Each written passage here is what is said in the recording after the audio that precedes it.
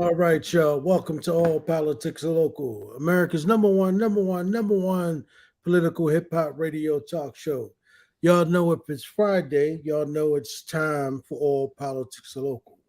But more importantly, y'all know if it is the third Friday, y'all know it's time for the Mayor's Forum with our beloved brother, the one and only Mayor Raz J. Baraka of the great city, I should say our city, of the great mayor of our city, the city of Newark. So we're going to talk about a couple of things with the mayor, but more importantly, I want to try to pick up with the mayor. Obviously, whatever he want to talk about, but I want he left us hanging when we started talking about this heaviness, and everybody was trying to pick up on that. So I'm gonna talk to him about some of those things, but obviously, whatever he wants to talk about. But tonight, we have coming up on the show. We're going to talk to a number of people. Obviously, we're going to talk to the mayor first, and we're going to talk to some real Black Panthers, former OGs, about that movement, and talk about the Cube Fest, but more importantly, talk about the principles of being a Black Panther, because as you know, we got some people in our city running around claiming that and acting crazy. So we're going to talk to some OGs about that and try and get some inside information. Then, of course, we're going to talk to some folks about what's happening on the front in 50 years of hip hop.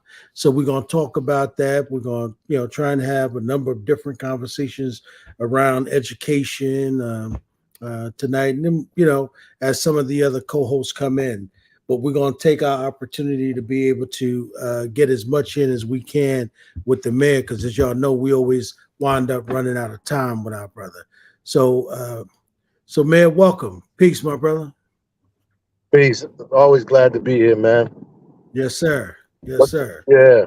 What's the heaviness you talking about? I'm trying to remember that. So, so last time we were talking, man, you were talking about some of the things that brothers and sisters are dealing with in the city of Newark, and you were saying that Oh yeah. it's this level of heaviness that's on these young brothers when they look at other people who are making it in the city, and they're trying to figure out why they're not making it, you know, and what's going on with them. It looks like It's everybody else breaking is up a making little bit. it them, huh? There you go. I couldn't hear you, but Yeah. go ahead. So it sort of looks like everybody else is making it but them. Oh yeah. Yeah. I mean, you know, that's part of the what this thing does, man, is wear you down to a point like you can't do the things that you're supposed to be doing.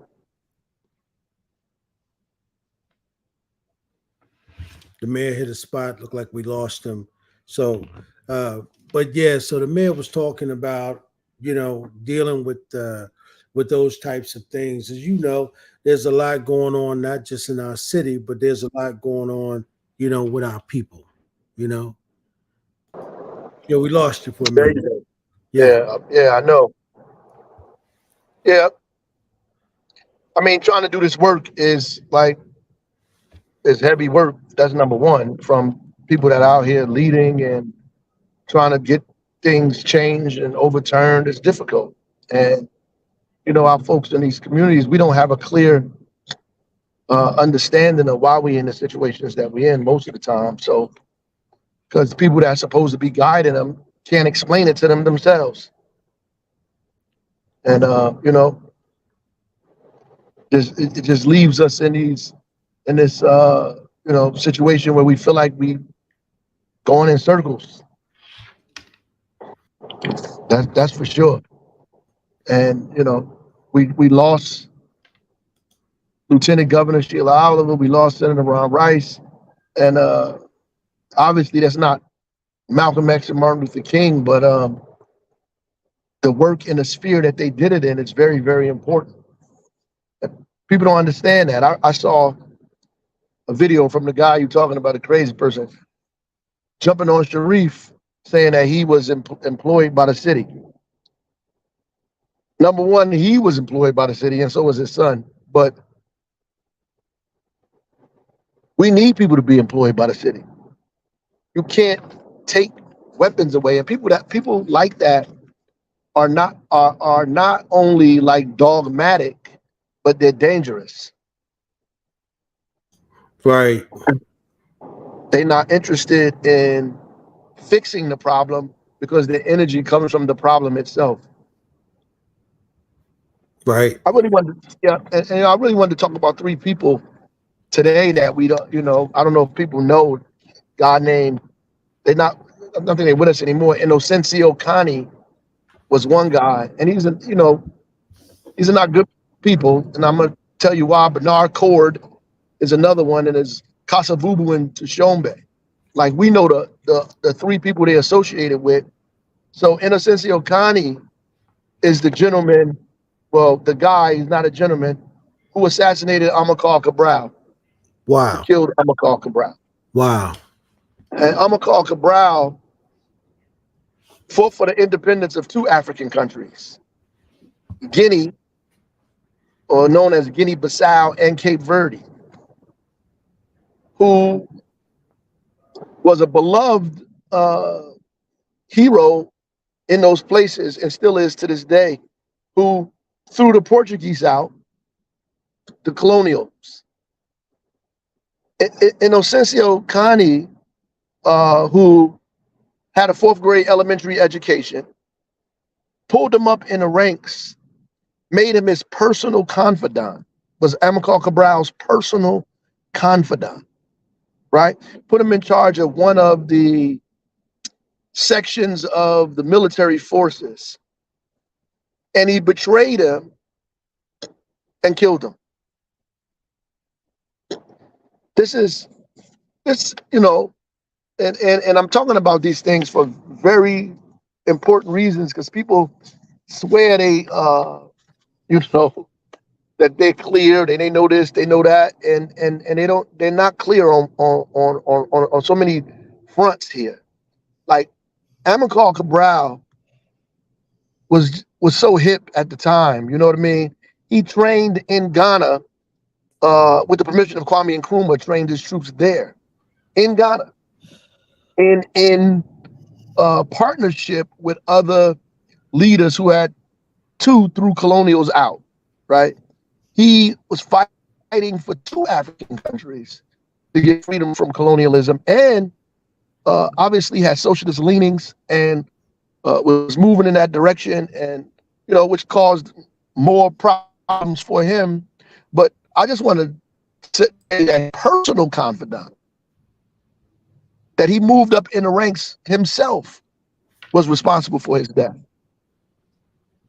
And while people say the Portuguese is responsible, the Portuguese government, I should say, was responsible for that, it could not happen without the participation and the support of his personal confidant.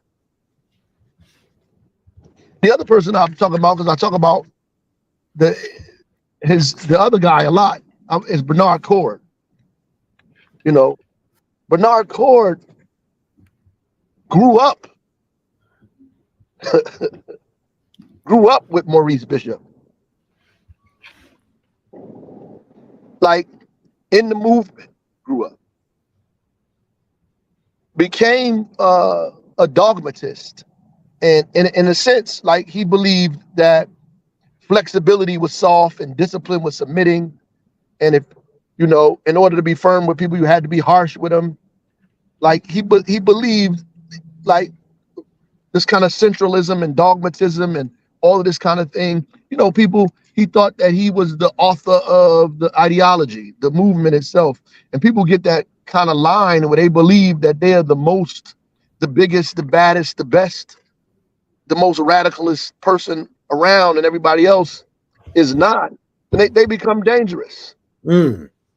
And Bernard Cord, who was a friend, supposedly, of Maurice Bishop, aided and abetted in his murder. A week later, just 1 week, a week later, Ronald Reagan invaded the island. 1 week, and put all of that other stuff that they were trying to do. Bigger than Elizabeth, New Jersey. Let's deal with that. That's right. That's right. That's right. So they were all involved in that. Trust me. Maurice Bishop, obviously, who also had leftist leanings as well, I don't say he was lean, he was there. Those guys did not want him in power. So they used the contradictions that existed in that movement to murder him. And to take the island back. The last people I mentioned was Tshombe and Kasavubu. I think this is important because Patrice Lumumba was probably one of the most feared African leaders to throw colonials out, to begin that process, because he was talking about unity.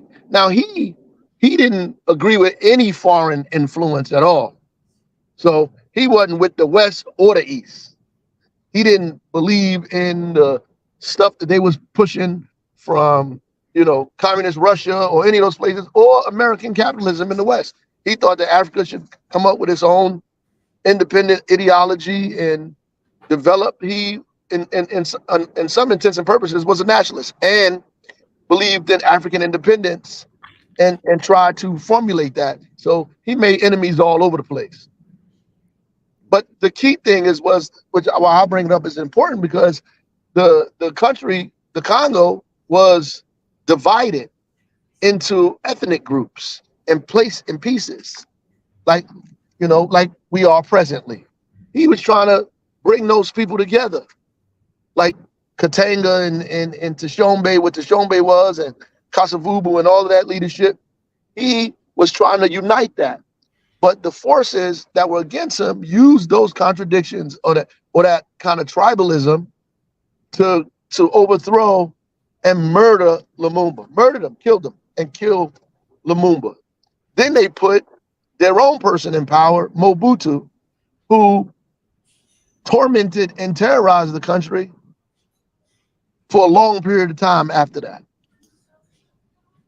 And the place, the Congo, which probably has some of the most abundant natural resources on the continent. The richest real estate on earth. Well, was they put their own guy in charge, and they just basically funneled the resources into his pocket and into their pockets and out of the hands of the people there. And they had some of the warring that went on in the Congo at the time. The more people died, and it was one of the longest wars next to World War II.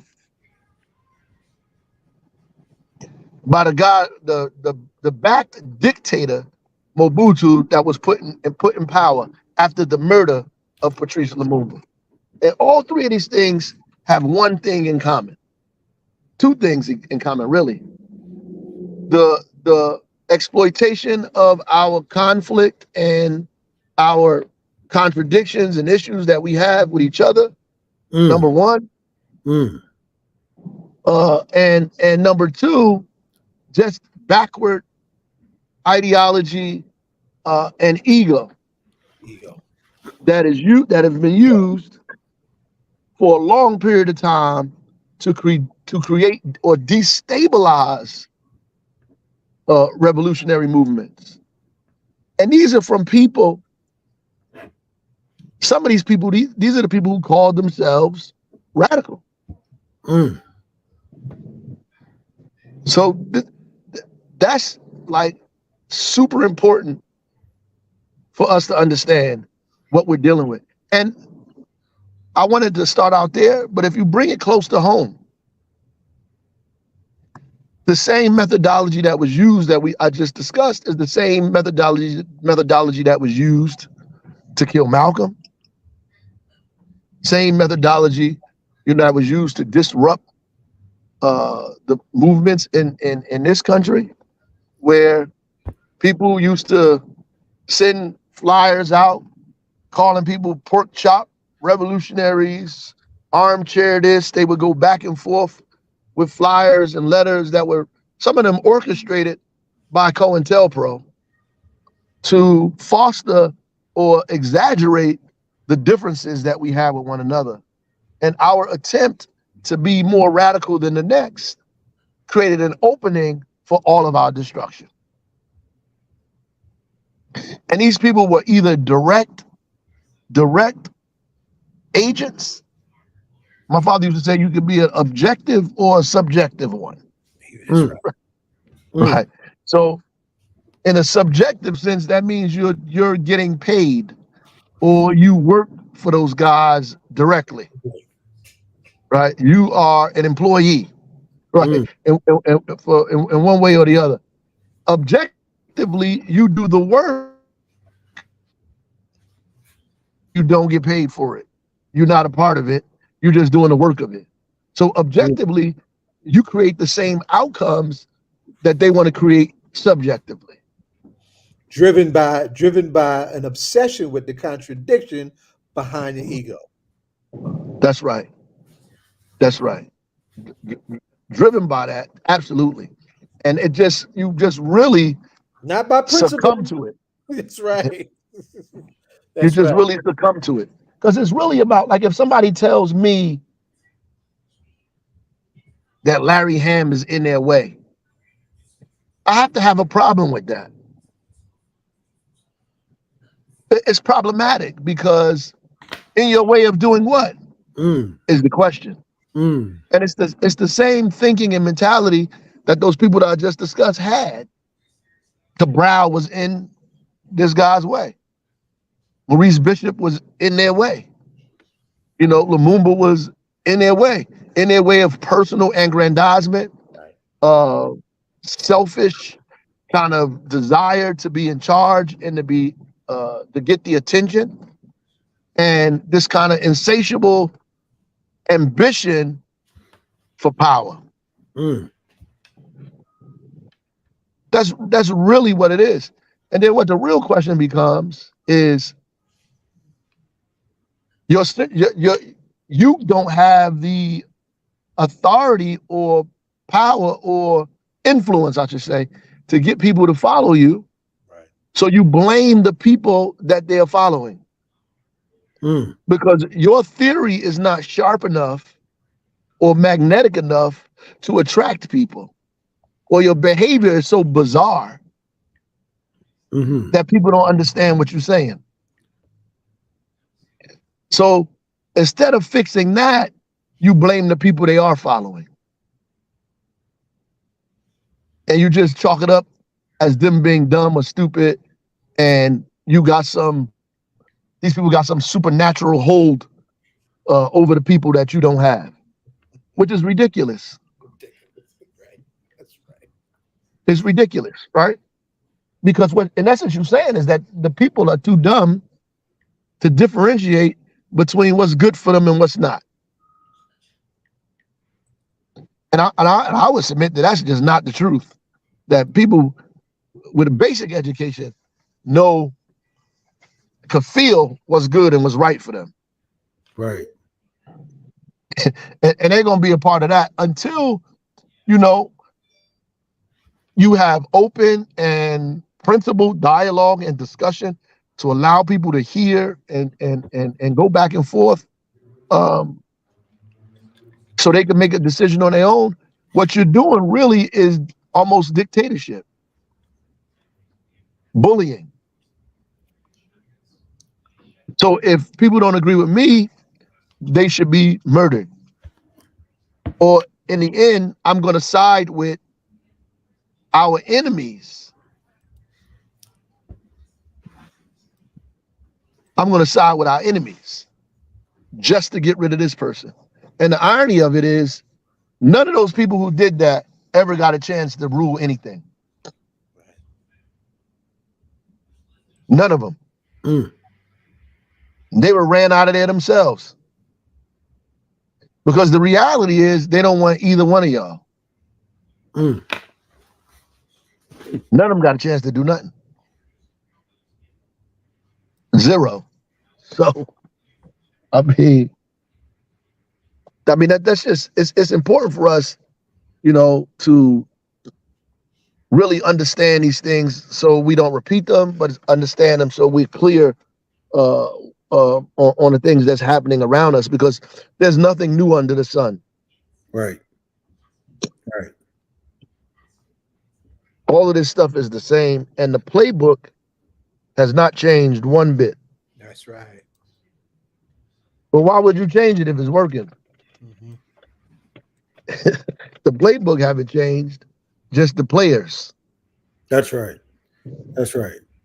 Just the people have changed on all sides, I used to listen to my mother and father talk about them being in meetings and the lights go off and the lights go on, everybody got guns pulled out. Or yeah. Or people coming into the office leaving weapons or drugs on the floor and then telling the police they got guns and drugs in there. Wow. Yeah. Letters where, you could that they'd sent to them where somebody supposedly was talking about them. Right.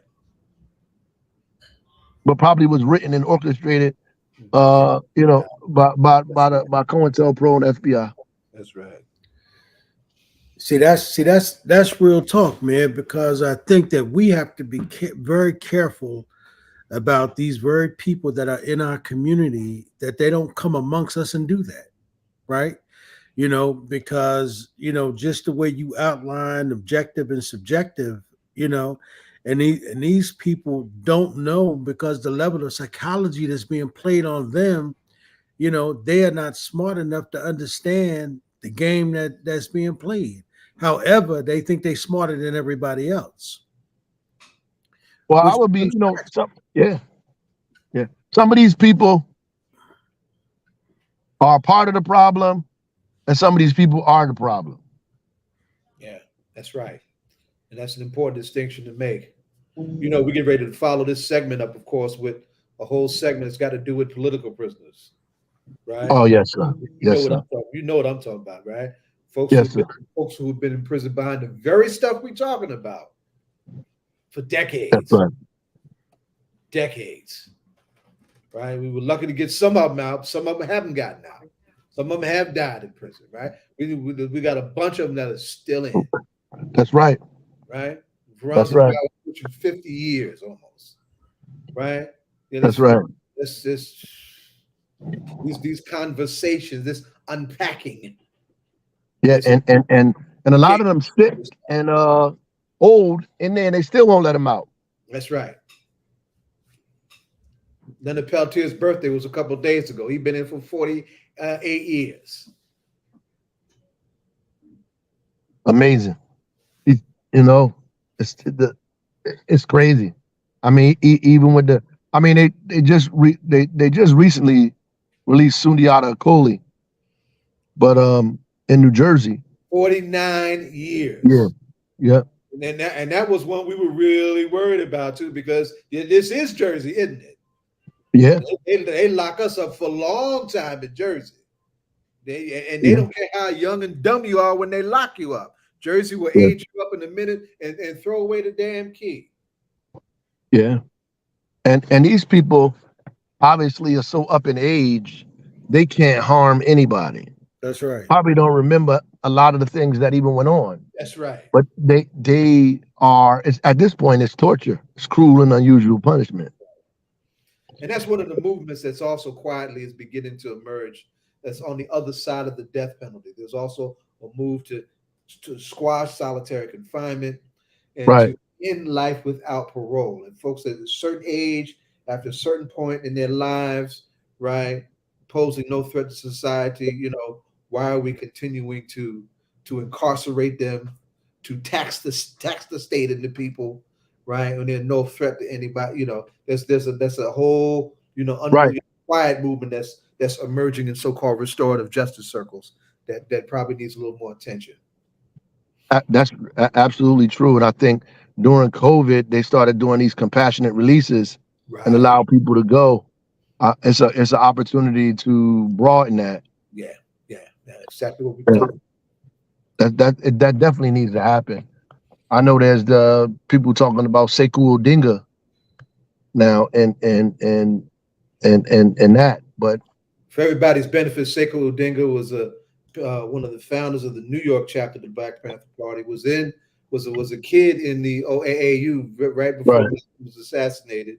Right, joined the Black Panther Party in New York, helped start it, wound up being a part of the Black Liberation Army, and did some 35 years. We got him out in like 2014, 2015. He just had a major operation, right? We're trying to take care of his medical support because you don't come out of prison with pensions, right? These warriors who put their lives on the line for our community are coming away with nothing but their hearts, right. And so, we did look at how we're taking care of our elders for real in the African way. Yeah, and that speaks to volumes to other stuff too, man. There's some people who really put in serious work for the movement, got their lives taken from them, either literally through death or through prison. Their families out here, some of their families are broken up, struggling, all of this stuff, and they just trying to make it, and we don't have like a support mechanism to take care of these folks or their family members. And then you have people here who have romanticized this whole thing and are running around here like they're living in a comic book, right? Talking about all this stuff and abusing these people's names, and under the banner of that, right? Trying to conflate, the issues of what those guys went through and what they're going through. Like, even Malcolm, when he was incarcerated for the things that he did, when he came out, he made a commitment to give his life to the movement itself, period. These people gave their lives to this stuff. That's the incredible message. Right. Yeah. Malcolm was the daddy of that. And Ed, you want to know the hip hop side of this? Go ahead. One of the things that Tupac was concerned with was the very thing that man just said, trying to create something in place for his Panther elders. Right. Gave their lives to all of this, did all this time, coming away broke with no support. He one of the reasons why he was trying to break away from Suge Knight. Right. He had a bunch of material, right?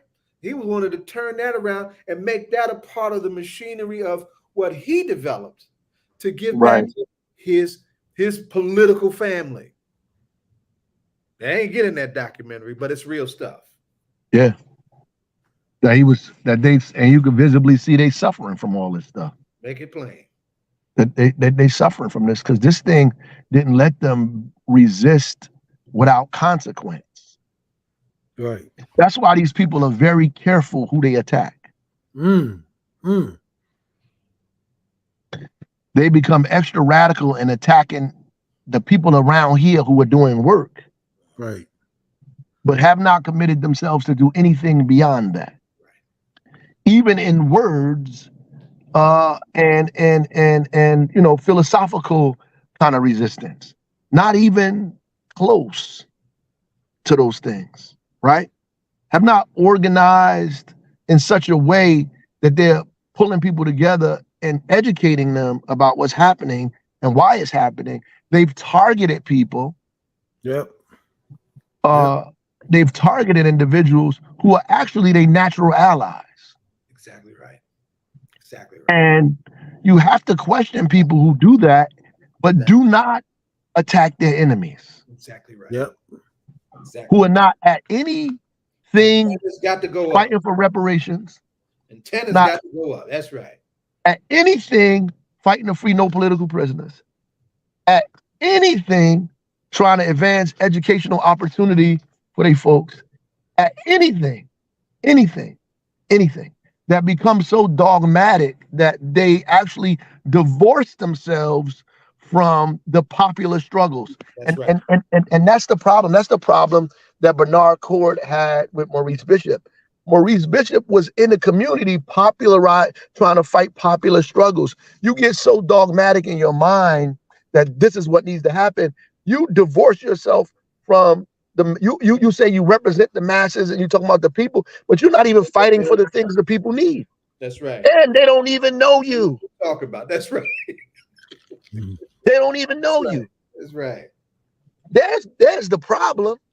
Why don't they know you, Mr. Revolutionary? Because I got their attention. No, you can't get it. Your imagination and your theory is dull. So you can't win people to your line. And that's really what it's about. Win people to your line. And you can't do that. And that's the real problem. You know, that's a bigger problem. You know, all my so-called radheads listening to this. That's an old problem that we've always had on the left. Right, because we divorce ourselves from popular struggle.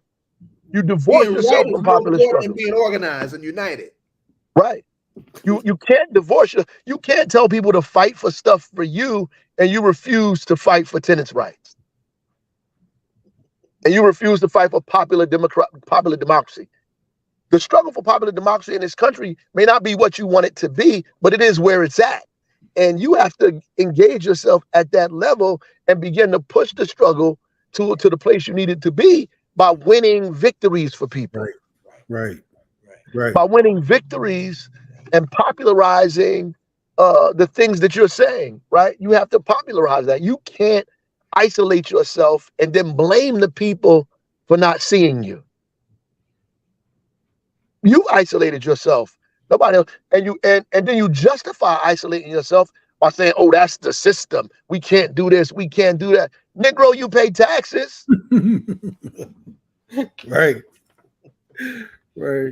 Yeah. You know, when you get in trouble, half of y'all call the police. Right. Come on. Right. Come on.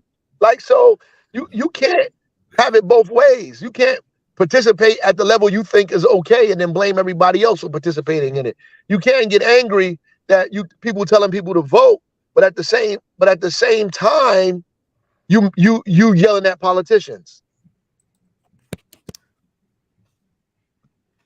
You got to organize, and that's just a fact, man. I mean, that's just the reality of the matter. And if you don't see that, then you always gonna be isolated. Then you become more and more angry and get this kind of foxhole mentality, you know, and you worried about the people who are out here doing work when you really should be worried about the people you meeting with. Right. Because you've isolated yourself so much that it's easy to infiltrate and destroy what you've done. The little bit of good that you make it happen can be wiped out in a few weeks. Yeah. You're running around here acting crazy. Something happens. Nobody even miss you. Fact people be talking about, I'm glad that Negro out of here. Right. Yeah, that's a real problem, man. And we don't see that. And we have to. I mean, popular struggle is really about unity and struggle, right? Bringing everybody together where they are, you know, and people organize on different levels. You got, you know, the vegetarians out here, the cats who are interested in food justice, and you got folks who are organizing around prisoners and political prisoners and reforming the criminal justice system. You got people out here fighting for more democracy for folks.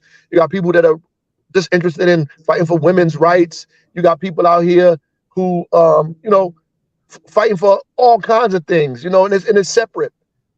All of it is good, and we have to find a way to unify all of those struggles, not isolate ourselves from them or say, oh, we can't be fighting around women's rights. We got to be doing this, or y'all, not revolutionary because you're talking about food justice and not criminal justice. That's narrow kind of thinking. And it's important for us to get everybody together to let them understand that the same people that make it difficult for you to get access to food and the environment are the same people who own the criminal justice system. Same struggle, And the same same people fight. that own the criminal justice system are the same people taking women's rights away. That's And the right. same people taking women's rights away won't give you a raise at your job. And by the way, if you get clearer, those are actually the same people who overthrew Maurice Bishop, who bombed Ralph Featherstone's car, who shot Bob Marley in his kitchen. These are the same people who caused destabilization in Haiti, right? Who overthrew Kwame Nkrumah, who killed Malcolm X, right? Who assassinated Martin Luther King and promoted books about him that was negative. These are the same folks. Same struggle, same fight. That's what we used to say years ago. These are the same exact people. Yeah. I mean, no variation. They understand their connectivity. Yep. Same people. And they're the same people who killed Kennedy. The same people who make it difficult for you to make a living where you are in this country. It's important for us to put all of that together, for us to see that clearly. And we just don't. And I don't want to say we don't, because there are people who do. And I don't want to really focus on those who are creating chaos and confusion. But we really need to, as organizers and leaders ourselves, we need to be clear and let everybody else be clear on what's going on. And we give too many people passes. We give them a pass to cause disruption and tear stuff up. And we try to fix it over and over and over again,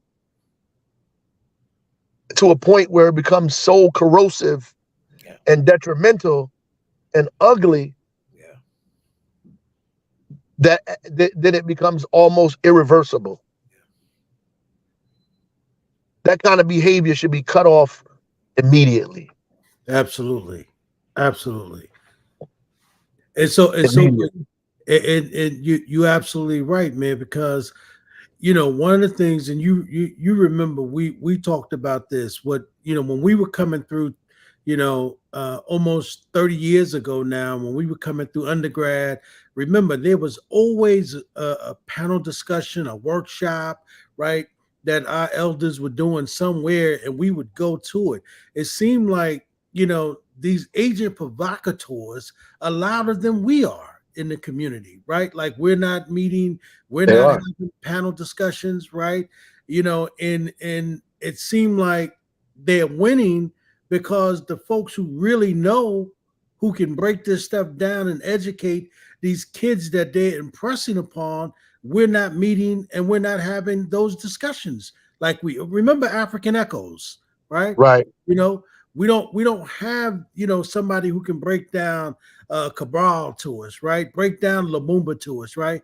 We got some guys who have no idea of the level of miseducation they putting out there, talking about let's have some political education classes based around what? Self-hatred? Because that's all it sounds like. No, we just lost it. I think we lost the man. Yeah. I want to apologize for everybody getting on. I'm just trying to get some things straight for our 7 o'clock guests, and I hope they work out. All right. They actually on, Zaid. They're in Okay, the back. we're good then. Okay, so we're good. All right. Yeah. So, and so even with us, man, it began to be difficult because we used to meet all the time. There were meetings everywhere. Somebody was doing a meeting. Somebody had something going on. Even you, man, when you would come back home from school, you was always involved in something, man. There was some meeting somewhere. And I think that's what our struggle is, to be able to bring that back, right? So that we can begin to push those voices out. And like you said, we've got to kill that immediately. We've got to get rid of that. We've got to push that kind of idea out of our community, right? Because it's harmful. And it becomes harmful because the very people who ascended to power ascended to power by organizing in order to change the conditions of our people. And then we got other people who see that, and like you said, man, it is the very hatred of themselves that that level of hate, because they can't see the truth about what it is, or maybe they do see the truth. And the truth is that they want to be the leaders when they're not qualified to be the leader. That's really what it is, brother. More than anything, they want to be the leaders. That's right. That's right. They want to be the leaders. That's what it is. So they run around calling themselves leaders, right? They want like, what makes you qualified? How did that happen? What work? And like you said, man, what work have you put in, right? You know, and you know, you talking about real people in our city who, and like I said, man, I can remember, you know, when you would come back home, there was always a meeting or something going on, and you'd come back home and get right back in it like you were never gone. And then when you came back home, when you graduated, you didn't miss a beat. So we talk about brothers and sisters who got real skin in the game, not cats who come and say all of a sudden ascend to some leadership. Well, what work did you put in to walk around and call yourself the leader of some organization? How did that happen? Right. Because you want to be. That's the same thing that people I just talked about. That insatiable desire to be in charge, for power, to have control. And that's really dangerous, folks. That's why they are leaders or people in charge of some of these African countries who became in charge after the destruction of revolutionary leadership. They were put in power. They were waiting in the wings anyway and participated and aided and abetted in that stuff, because really what it was about was they wanted to be in charge. Right. And have destroyed and set back kind of struggle in those places for decades because of that, because of that. And the Caribbean as well. The Caribbean as well. I mean, all of that. I mean, it is instructive for us, man, to see that these people, they can't. The boat don't ship. The boat don't sink because there's water outside the boat. It only sinks because water got in the boat. That's right. Right. I mean, we could be surrounded by water and still survive in the boat. But once you let the water get in the boat's going to capsize. Right. So it's only the internal flaws that allows the external things to enter into it and cause it to compromise the structure. And then you die. Right? And then you drown, you sink. That's what it is, clearly. And these folks read a half a page of a book and run around like they invented revolutionary ideology and theory. Right. And got a nerve to say that other people who was doing this work before them, to talk bad about those folks. Oh, we got the right thing now. That's problematic. It's crazy. It's crazy. That would be like me saying Du Bois ain't know what he was talking about, or Frederick Douglass this. It might be some things that I read that I don't agree with, but I can't, like, out of dogma, say that W.E.B. Du Bois and Frederick Douglass did not help us in any way. To say that is just bad, and the analysis is terrible. It's wrong. That's right. It's dead wrong. It's dead wrong.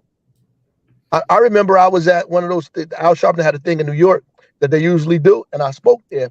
But before I spoke, they always have the candidates come, the national presidential folks come up there and say stuff and all of that. And there was this whole debate.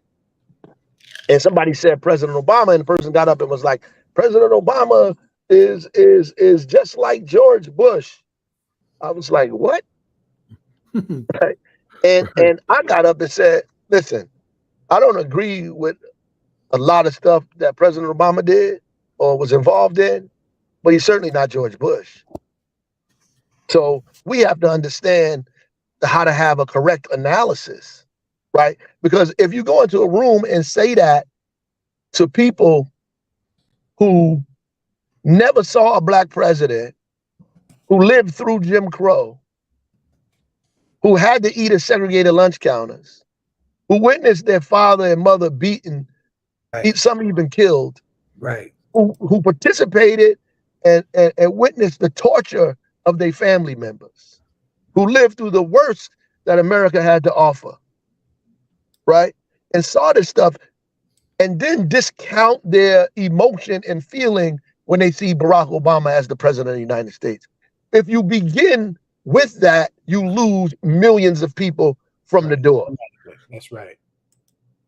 From the beginning, you lose all of those people who are grateful, right, that they got an opportunity to see something other than Jim Crow.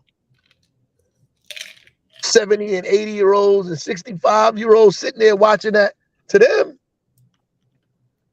this is a monumental achievement. Our job is to criticize and push them further, not undermine and demoralize or isolate ourselves from the majority of the people who feel like they've done something, because victory is empowering. People tired of being a part of a losing team. Everything we discuss is about how terrible we getting beat up. At some point, you got to tell people we won some of these fights. Like, we won some of these fights we engaged in and we won. And we organized people and you push them further to get them to understand what's really happening here. So they can be clear.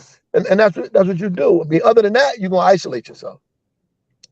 You're going to isolate your ideas, your movement, all that. You isolate yourself. And then the people who your enemies further isolate you, exacerbate your ideas, make them wild and outrageous and radical. And then they show pictures of you acting crazy and videos of you going crazy that justifies people's distrust or fear of you. Yeah, that's right. Yeah. That people say, oh, them guys crazy. What made the Panthers dangerous then is the people loved them. That's right. That's right. That's what made them dangerous. That's right. Not them walking around with their guns, but those breakfast programs, those feeding programs, those after-school programs, the exercising with the homeless, the organizing all of those things, the getting people engaged in political struggle, to organize people in the community. The people respected and loved them because of that work, because they were filling in the gaps that the government was not filling in. It was filling in those gaps themselves. And the people loved them for that and respected them for the work that they do and recognized their power to stand up to power at the same time, right? They recognize that. You think because you saw a couple of movies that the majority of it was about them yelling and screaming in people's faces and having shootouts. Right. That stuff started happening. They began to dismantle the organization quickly when those things began to happen.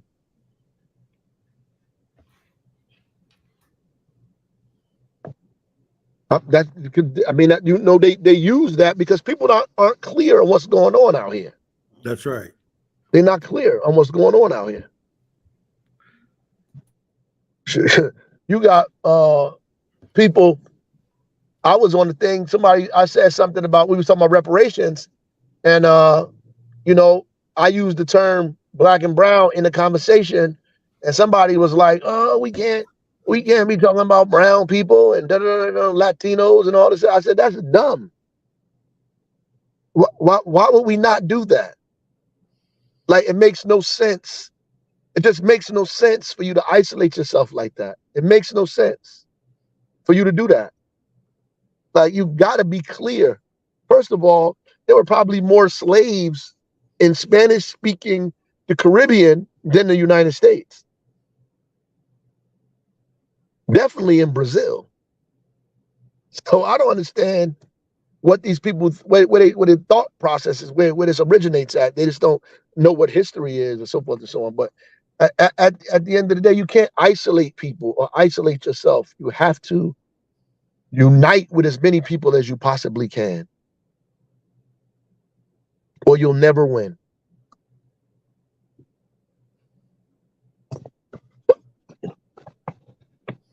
We went into all of that, brother. I mean, I know I was really talking about the heaviness part, but you know, I had to jump into that, man. I just felt like starting off talking about we know about the revolutionary leaders, we just don't know about the people who assassinated them. And I wanted to bring that up so we could know them, that they weren't like colonials. They weren't from France or Portugal or Belgium, that they were Africans. Mm. Mm. Willing participants. Yeah, they weren't from Europe. They were Africans in the movement. Wow. That's the point I wanted to drive home. Those countries didn't go like they were supposed to because of Africans in the movement, not because of some foreign power. I mean, obviously these people had a hand in it, but they could supply the weapon, but you still got to pull the trigger. That's right. That's right. I think that, you know, man, one of the things is about our people, man, is that the level of miseducation amongst us now, man, is absolutely terrible. You know, I can, you know, I think that, you know, there was a time when we would read the books and then we would get together and have a discussion. Now we subject it to people who have really their own agenda and they're misinterpreting what they're reading, right? And turning it into attacks against people. You know, accusing people of being traitors, accusing people of selling people out when they the sellouts themselves, right? Right. And that level of technology, because you know some people are very loud with it, right? They're bombastic, and it appears to be, you know, that these people are telling the truth because it's the way it looks to people, right? Those are not the facts. But because, you know, as Dr. Carr says from Howard University, you know, he says, you know, our community suffers from low information. Right. We have low information. And so therefore, if somebody comes and talk to us and it sounds like they've read something, we have a tendency to believe that because we haven't read it ourselves. Right. That's right. And that's actually what Bernard Court was saying about Maurice Bishop. He said that he was selling out. Yep. That he was moving away from Maurice. That's what he said. Exactly where he called him a sellout and all that stuff, and used that as to set up the environment to murder him. Yeah. And as a result of that, now the whole country is seized. You know, that's what he accused them of that kind of dogmatism, like I'm saying, that kind of inflexible stuff that people take as discipline, and it's not discipline, it's really your ego. Right. It comes back down again, man, where, you know, it's interesting to me, man, because, you know, those of us who've been members of organizations, we understand that there's a process that you go to get promoted in an organization. You just don't create an organization and all of a sudden you start giving out titles to people, right? And give yourself a title, and then you run around and you start accusing people, and you create a climate amongst people, right, who have done the work, who have put in the work. And you've done nothing. Right? Nothing.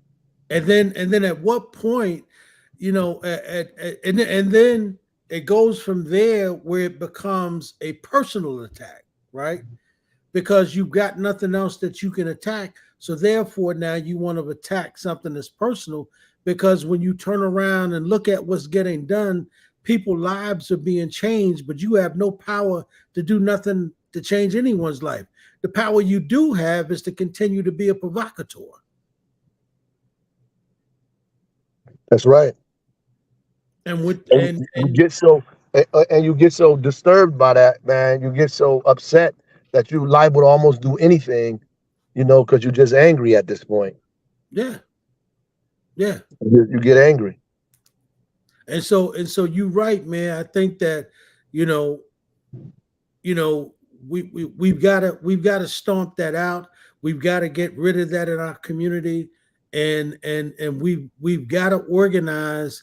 I think those kind of meetings that we once had, and we've got to begin to have these kind of conversations, clearly about what the facts are and how did we get to this place, right? That's Of right. this level of miseducation. How do we get to this? And most of it is personal. It's personal hurt. It's anger. It's foolishness that's being used by enemies to create further problems. And some of it might even be mental health. But then at the base of it too, some people are full, knowledgeable participants and collaborators. Man, one of the things I heard you say this week, on the city's live, you were talking about, us coming together collectively. Right. And I think that what I really want to see our struggle, here in the city of Newark, man, is that us began to work collectively with those brothers and sisters who think like us, right, and began to organize and get back to having some discussions and dialogues and workshops, right, and stomp out, that kind of idiotic language, that kind of bombastic discussion, and the attack of our elders, like you said about Larry, right? We absolutely cannot allow that, right? At all. And we can't allow those voices that operate against our people to become louder than the voices that are about unifying our people, right?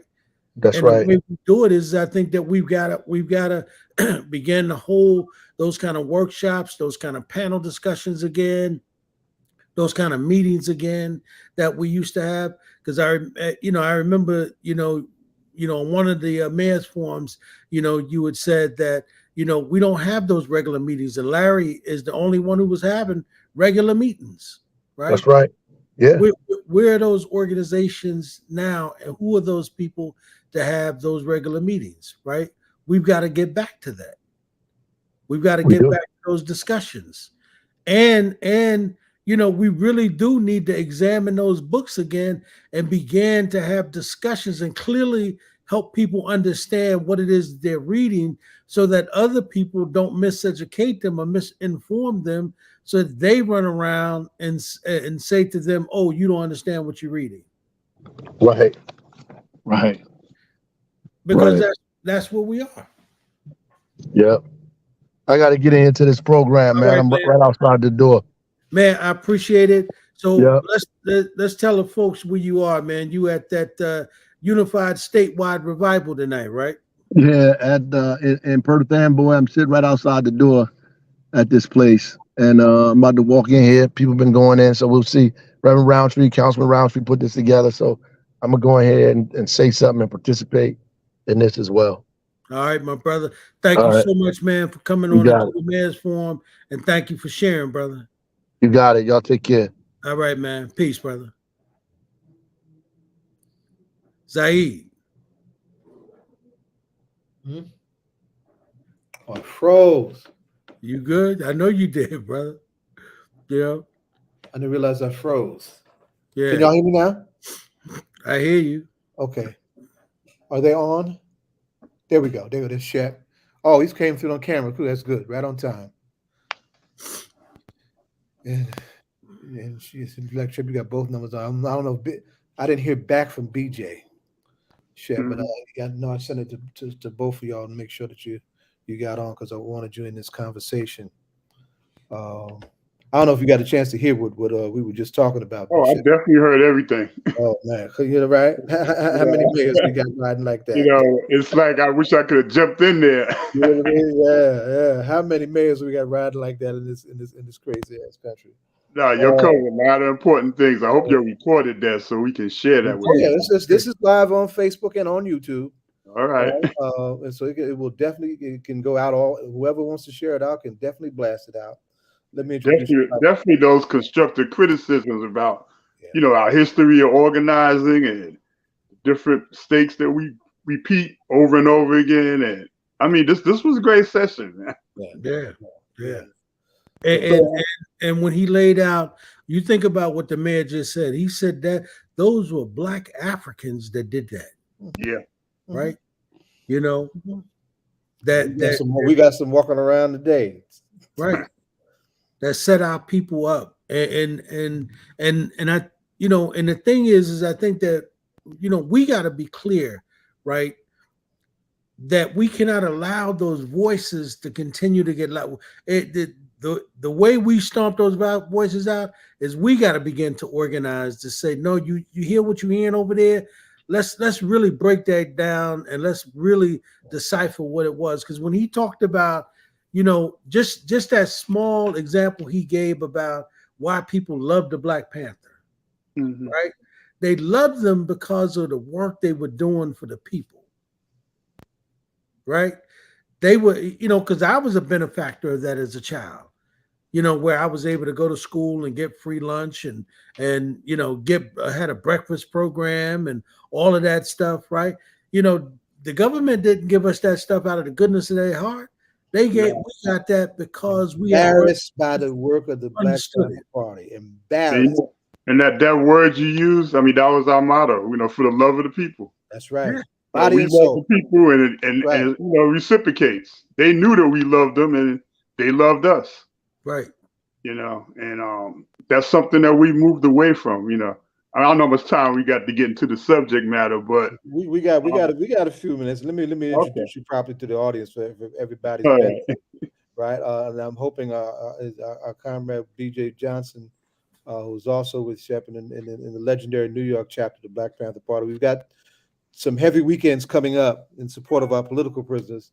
That Shep and BJ and our veterans who are now part of the National Black Panther Alumni Association are doing. First, this is Saturday, something we call Curb Fest, right? You might liken that unto a block party, but this is something where we shut down a block for our political prisoners, right? And bring how we serve the people, you know, and forces who serve the people together around that question. It's a Curb Fest session in New York this weekend. It's this Sunday. The annual Harlem African American Day Parade is we've always had a Black Panther Party contingent and float dedicated to our political prisoners, right? And then at the end of the month, the 29th, will mark the beginning of another annual Black Panther Party Film Festival, right, at the Maisley Documentary Center in Harlem, right? So we brought Shep, BJ on to come and talk about all of that work, why it's important to support, and why it's and what all that means for this particular critical moment for those of our remaining political prisoners in this space. So I want to welcome Brother Shep back to All Politics Are Local, right? So Shep, you can jump in wherever you want to jump in at, beloved. Right? Yeah, I can hold it down till BJ gets here. And matter of fact, I think he's coming in now. Oh, good. Somebody is. Just to let you know, there's actually a Curb Fest meeting going on right now. It started at 6 o'clock. So I put a message in there that when they're done, if they're done before we're finished, somebody could come and do an update real quick. Okay. All right. That would work. We'll see what happens with that because I couldn't talk to them because I'm on this phone. Mm-hmm. But I'm glad I figured out how to get it to you too, because I was scratching my big head and Hey, you did what I couldn't have done. I said, okay, I had to just click it on. Okay, yeah, just quickly, the whole concept of Curb Fest came out of Philadelphia. When we were dealing with liberating Russell Maroon Schultz out of our campaign there, his son Russell III had mentioned at one of the meetings that every year they were doing in Philly what was called a Porch Fest, where on the blocks people would come out with their instruments and they would play music. And, you know, folks would, you know, on each block you would hear music being played and people would be out on their porches. So he got the idea that we could do the same thing, but utilize DJs and bring it more up to speed for the younger people in the community. So what we did was we identified 6 blocks and had 6 DJs in addition to the park, you know, over there in West Philly. And we set up a major section there, you know, with a stage and with performers and vendors and information. But the idea what happened was if you went through one block, you might have saw the Move 9 and Maroon Schultz and maybe the Philly 5. And then you went to the next block, you saw at that time, you saw Sundiata, or you saw Rochelle McGee, or Mamiya. You went to another block and you might have saw the Virgin Island 5. So what you had a map too that would guide you to each location, and you got the information on each of those captured freedom fighters. So you had the music, you know, people had food, and it was a festive type of atmosphere, but you were also learning while you were going through each block until you got to the park for the main event, so to speak. So that was the first Curb Fest, and people identify with it so much, and we put out that this could be done in every city. So we repeated it again in Philadelphia, and then we did one in Boston. We did one in Harlem. Baltimore actually just finished doing one. And this year in New York, we're going to be doing it in Brooklyn this weekend. And what it does is it brings out young people in the community and just community members and businesses. They all participate. And it goes back to what you were talking about earlier about being part of the community and vice versa. And not, you know, coming and talking down to the people and telling them that you in charge or you know best, but you have them involved in it. So they perform and they get the political education at the same time. So that's the basis of Curb Fest. It's going to be in Brooklyn this year. We're going to start at 1 p.m. It's going to be in Crown Heights from 1 to 5. I know you have the flyers, Zay, so you can flash that whenever you want to get it. Avenue. I'm getting ready to put it back up now. Okay. So just the background with that is this. In 2021, there was an international tribunal that was held right here in New York, coming out of the Jericho movement and the Mandela formation. Spirit of Mandela. And they carried on from what Paul Robeson and other folks had done when they wanted to bring the whole subject of genocide of our people to the UN. They presented it eventually, but it didn't get across the way it was supposed to have, and no decision was ever made. Malcolm wanted to do the same thing, but they assassinated him before he could make that move. So coming out of our political prisoners, which is why so many of them are being kept locked up, because once they hit the streets, they go back to the organizing. And so Jalil Montekin and Sekou Odinga and Jihad Abdul Muhammad and others that were in prison as prisoners of war, political prisoners from being in the New African Independence and Black Liberation movement, they helped spearhead the tribunal. And what was happening at the same time, especially when the pandemic had jumped off and we were losing a lot of people in the prisons, Prison Lives Matter was developed, primarily by Brother Kwame Shakur and other folks. So they began communicating with our former political prisoners and working together. And so what we came up with was a weekend to look at the whole idea of, after the tribunal, we said we were going to establish a People's Senate, which would be national across the country, by the people, for the people, you know, for us, to be able to create a balance to the decision making in this country, not being part of the Democratic or Republican parties, but not really being a political party itself, but being able to influence them by having the people involved in every city and every region in this country. There's a lot more to it than that, but that's not the subject for this evening. So from there, we just recently had a weekend conference. It was hybrid. Like we're sitting here talking now, you had a live audience in Oakland, and it was being streamed live from there with panelists and speakers and some entertainment. And then we had one in Chicago, and we had one in New York. So this was 3 days of conferences. And just basically the subject was liberate our elders, which was the idea coming out of the brothers and sisters in prison. Right. They said that we needed to liberate our elders. And that fell right in place with our strategic plan from the campaign to free Kamal Siddiqui. Because what we realized was that over the years, some people want to get involved with political prisoners and some people don't. But so you have different movements. You have people that are dealing with prisoner rights. You have people that deal with elders, and you have people that deal with political prisoners. Yeah. And so what we did was we've come to the point now.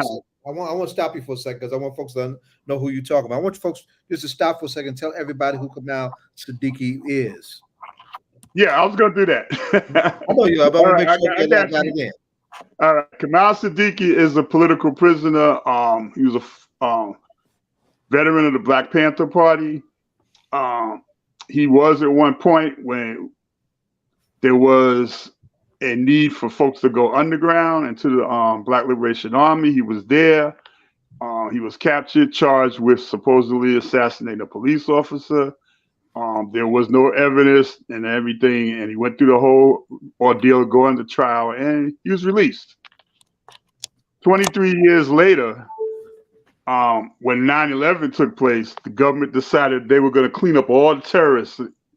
And so all law enforcement said, well, we could get all these old cases, cold cases, and we could get them involved too.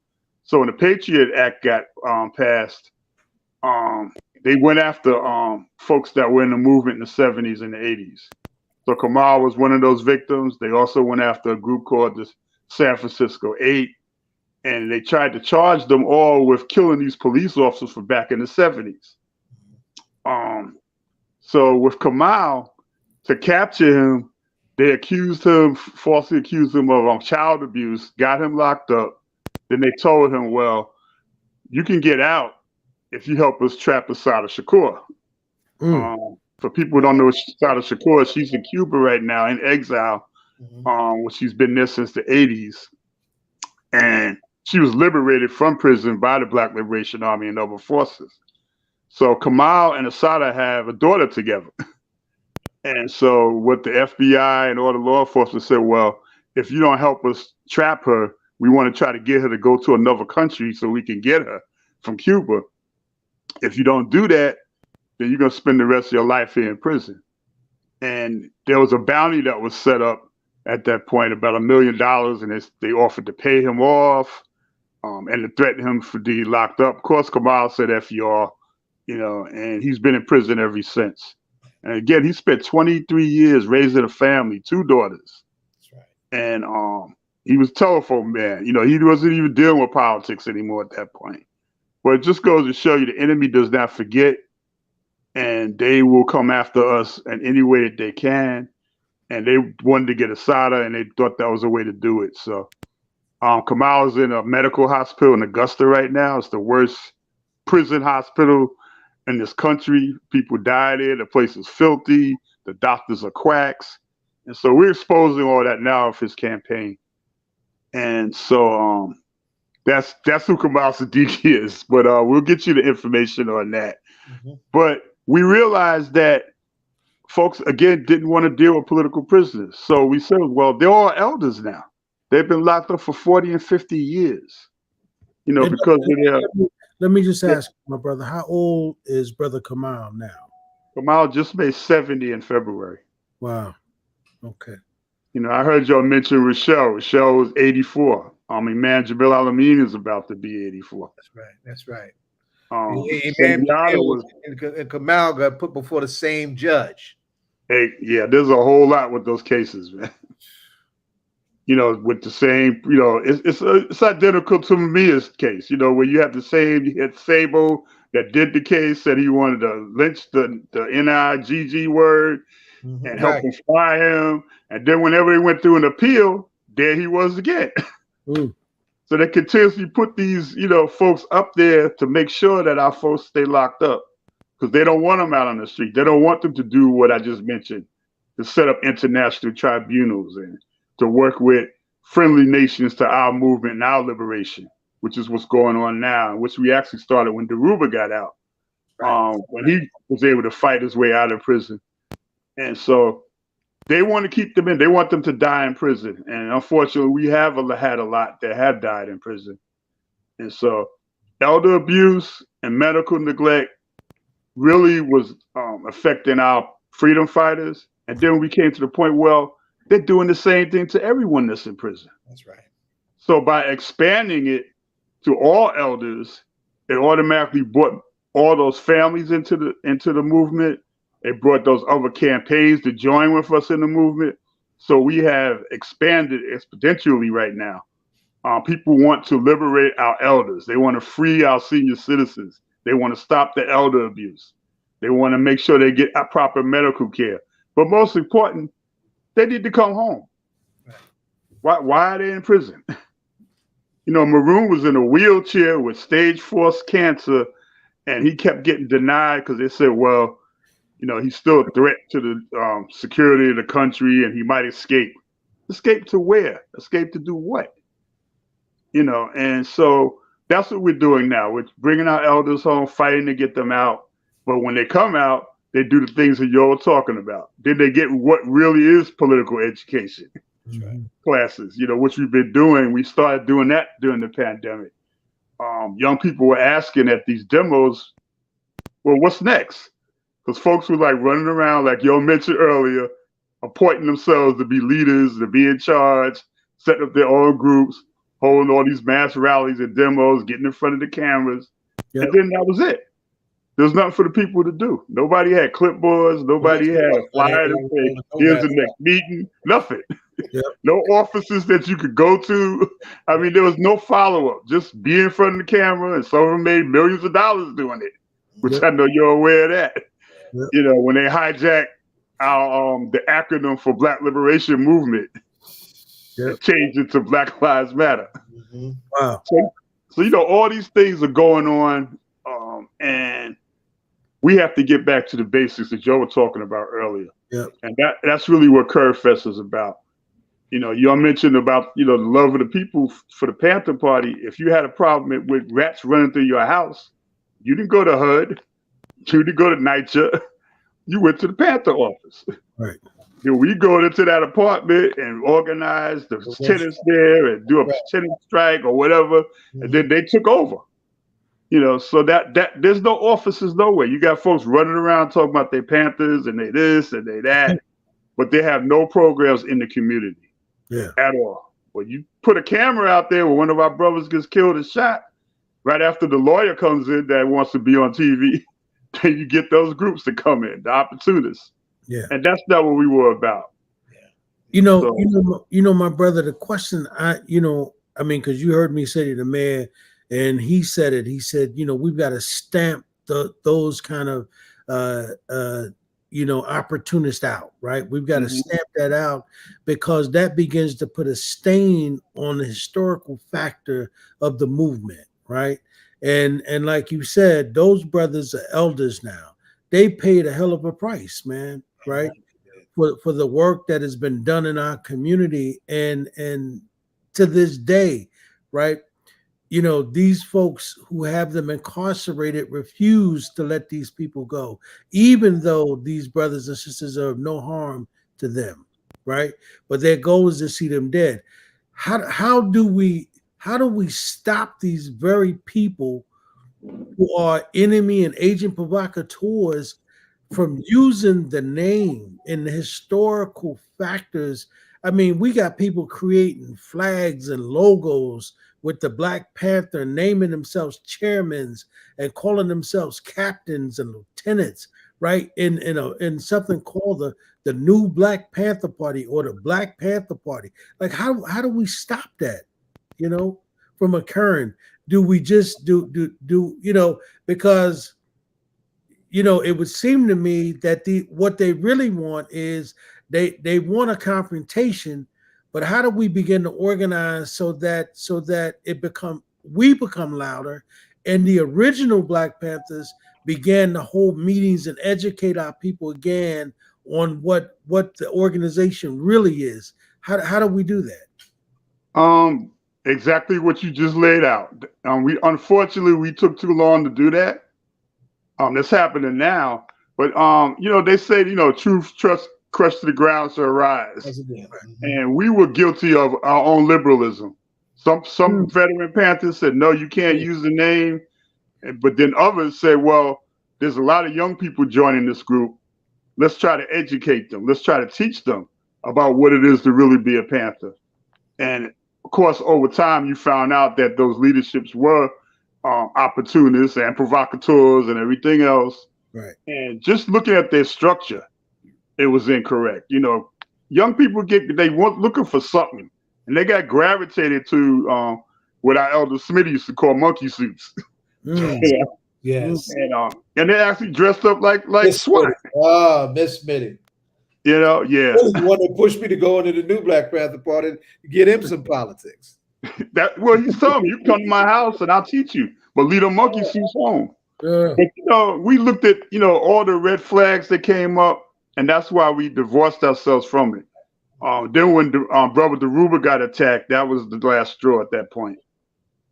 And they have actually not done anything, didn't do anything, and they didn't have no offices. Destroyed the little good it had done. Yeah, they had no offices. They always in front of the camera. And you think about it, we started in 66.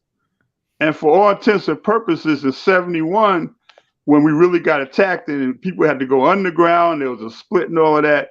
And then finally, in 1980, it totally ended.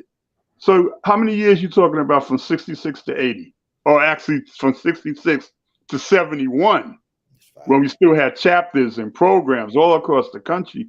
You only talking about 5-6 years. Yeah. Those groups you're talking about, they've been around for 20-something odd years. What have they done? Nothing. So it's easier now to point them out. Right. When they troop themselves out and say they said, nah, you ain't. We don't allow them in our ranks. We let young people know what they're about, what they did, and we put them on Front Street. And you look at them, they really don't exist. They split up into about 7 different new Black Panther parties. One had red berets, another one had a green beret. I'm the chair, and you're the chair, and no, she can't be the chair. But they were irrelevant. By the way, one of the splitting factors for that particular faction was not just the egos and the opportunism. A sister tried to bring it back together, and it wasn't until we had it back together. Rampant sexism came in and came after us. So I want to lift that up too, right? Yeah, that's even before that. That, when we had a conference with all their leadership, all veterans, and we sat down in Harlem because they had a big event there. I don't know if you were there, Najee, but we were all there with their leadership, and just simple questions like we said, do y'all do PE? And this is the leadership.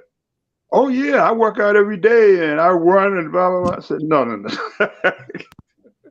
It's not phys ed. I did the damn PE and no. They didn't know. And then we asked, well, do y'all have readings, reading book circles that you do, or your readings and stuff? What books have you read? Each and every one had their own separate individual list. They didn't sit together and discuss it.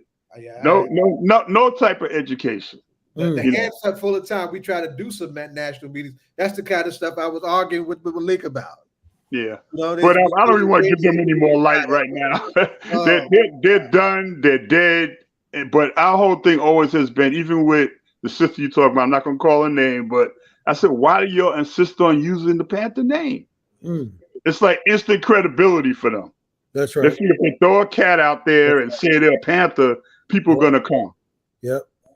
And again, that was our fault. We should have stopped it right from the beginning. All of us should have stopped it. Yeah.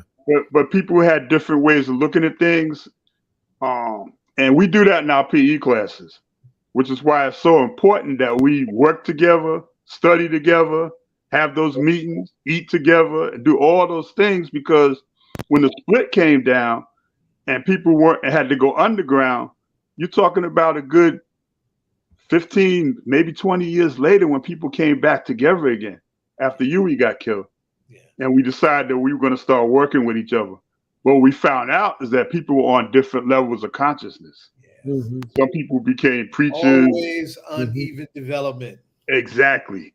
And so that's another issue. That's part of why they were able to get away with it. And I used to tell them, I used to say, and I don't want to get too much more into that. I'm gonna get to the film festival because BJ is not here right now.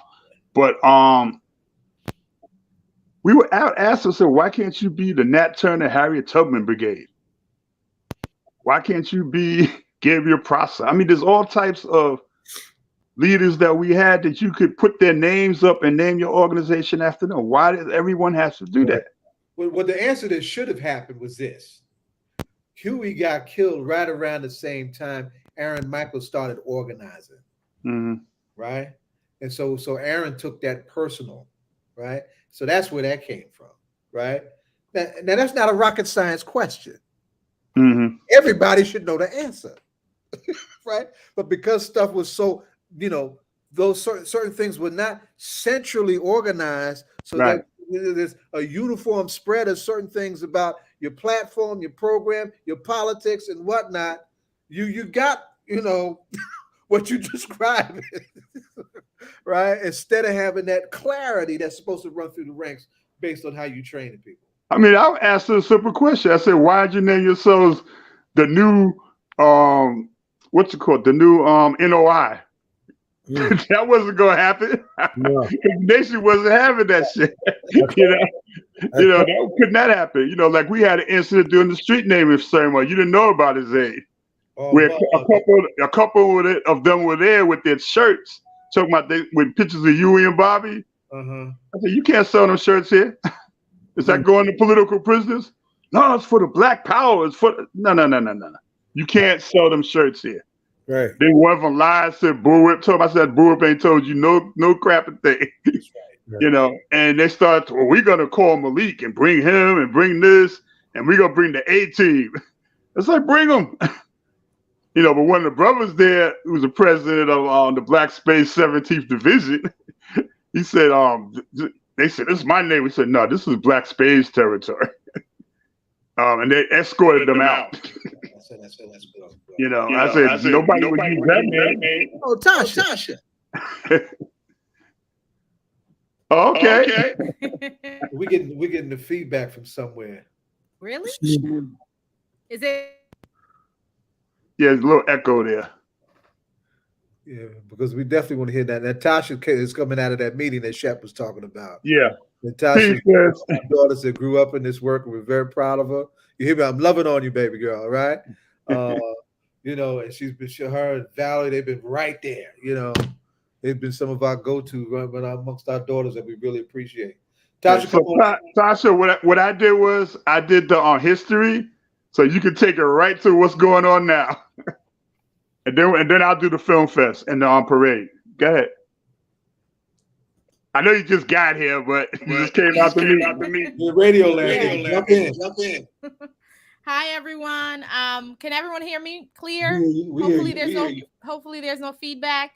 I'm Natasha Robert. I'm with the Northeast Political Prisons Coalition. We're having Curb Fest tomorrow. We're having it in Brooklyn, New York. We're gonna be on Utica Avenue. And we're going to be right in front of Ujamaa Health Food Store. So that's going to be 406 Utica Avenue from 1 to 5 p.m. Tomorrow, September 16th. We're going to be doing it for our political prisoners. The Northeast Political Prisons Coalition, we work with political prisoners, but we're also working with other organizations like MPDM, HALA. There's going to be people there from Malcolm X Grassroots Movement also helping to run the program tomorrow. We're going to be having performances. We're going to have community education. So we're going to be doing a lot of work to educate the community about political prisoners, who they are, what their names are, what issues they have, what things they need to get behind, what they need to sign up for, if they need to donate. they always, of course, need to donate. So we're going to be talking to the community about all of those things, and also having speakers talk as well about political prisoners, about what's the condition of our community, the condition of our people, and what we need to be doing. We're going to have youth speakers. We're also going to have other performers, like we're gonna have some dancers, we're gonna have some poets, we're gonna have some singers. So it's gonna be a lot of stuff going on tomorrow, and we're really happy that Ujamaa Health Food Store, which is a local Black-owned store, has been so gracious to allow us to be there in their space. And there's gonna be some free food that we're gonna be giving out while supplies last. But there'll also be food that you can also buy at Ujamaa Health Food Store. They sell really great, amazing, healthy food to the community as well. So it's just going to be a really, really great day to come out to network with other organizations and people, to help and learn and connect with the community, for us to really build these connections that we know is really, really needed in terms of the support that we need as a people and as a community, but also the support that our political prisoners need to really be able to come home. They're really in dire straits when we think about Imam Jamil Al-Amin, who has health issues, as well as Kamal Siddiqui. We have Ed Poindexter, who also needs to be released from prison as a political prisoner. So these are all of our Freedom Fighters, some of the ones that I've mentioned. Ed Poindexter is locked up for 53 years. Yeah, you got the echo now, Dave. Oh, let me mute myself. They heard me with the echo. Oh, there you go. There you go. I needed an echo. 53 years. It's obscene. It's obscene. Right? You know. But Tasha, let me do this with you, right? Because you represent the age group and down that we're trying to get to, right? What brought you to this work and made you so dedicated, the way you have been? And we really appreciate it. And for folks who have not been there, Curve Fest is a turn up. A turn up for the people, straight up. And I'm going to miss y'all. I'm in Tulsa, Oklahoma right now. I'm getting ready to do something for Terrence Crutch's family. His twin sister, Tiffany Crutch, is a force out here. So we're doing some solidarity stuff with her out here. So I'm getting, as soon as I jump off this segment, I got to go run down and deal with them. So I'm going to miss y'all this week. But Curb Fest is a turn up for the people, right? And everything that Shep described, that's how it gets down. And I know Brooklyn was hungry. Now they get a chance to get fed, right? But back to my question, Tasha. For your generation and heads your age and younger, what set you on fire? What set you flowing this way? Well, I've always been doing work around the Black community since I was in high school. And eventually I moved to Brooklyn. And that's when I got together with some other young people at the time. And I ended up meeting somebody by the name of Mr. John, who started a book club at the Pink Houses. It was like an African-centered book club. And so me being, always wanting to do work around Black people, and then I ended up meeting Sister Nzinga, Santua Nzinga, who was teaching the book club. And she told me about political prisoners, and she was doing the work at the time to help release Sekou Odinga. And she got me involved with working with political prisoners, and it's been that ever since. And so I think for me, always feeling like there was a fight to be fought for Black people has always just been there for me. And then when I moved to Brooklyn and started learning more around other young people who were also we started doing like a little study group thing on Saturdays where we were learning about like different revolutionaries and, looking at quotes and just having discussions. That really, I think, like hooked me into it. And then meeting elders who were doing the work and who could be like mentors like a Santua Nzinga, that also, I think, really helped to like ground me in it and have that support in that community to do the work with. So I think like having young people feeling like they have like a community to do it with, and that they also have like, elders who are there to like encourage them and support them, I think is a way to like get us to, really be in it and stick to it. And so I feel like now even people in my age group and some of the younger people now who are a little younger than me, but like they're not like too much younger than me, but like at least like 5 or 6 years younger than me, who are doing it now too.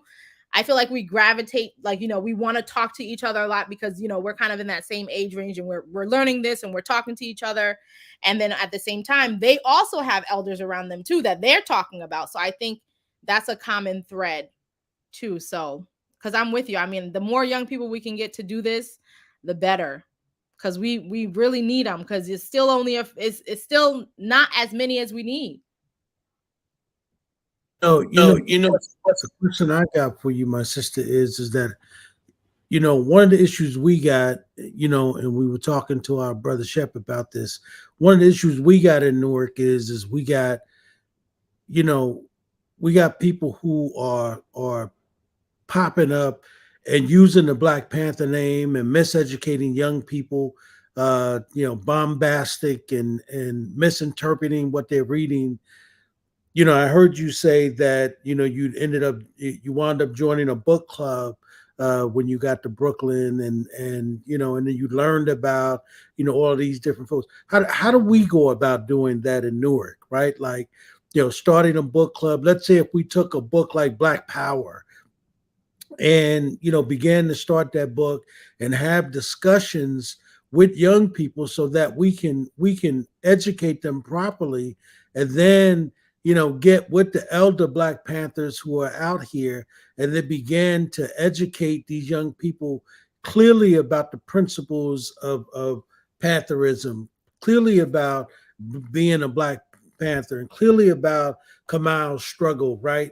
And explaining it truthfully to these young people so that they understand what political power really is, and what it really is about, and that PE is not physical education, as my brother just said. What PE really is, right? How do we get started out here like you all did in Brooklyn? Because we don't have that anymore. We used to.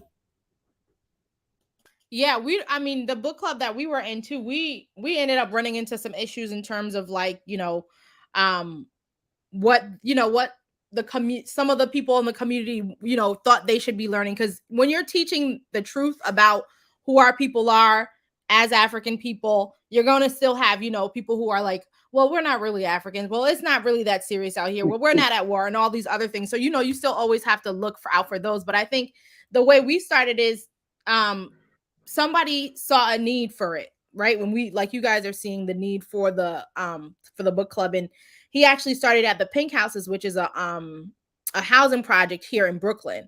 And so he decided that he was going to go to this housing project that I think he knew some people at, and start the book club there.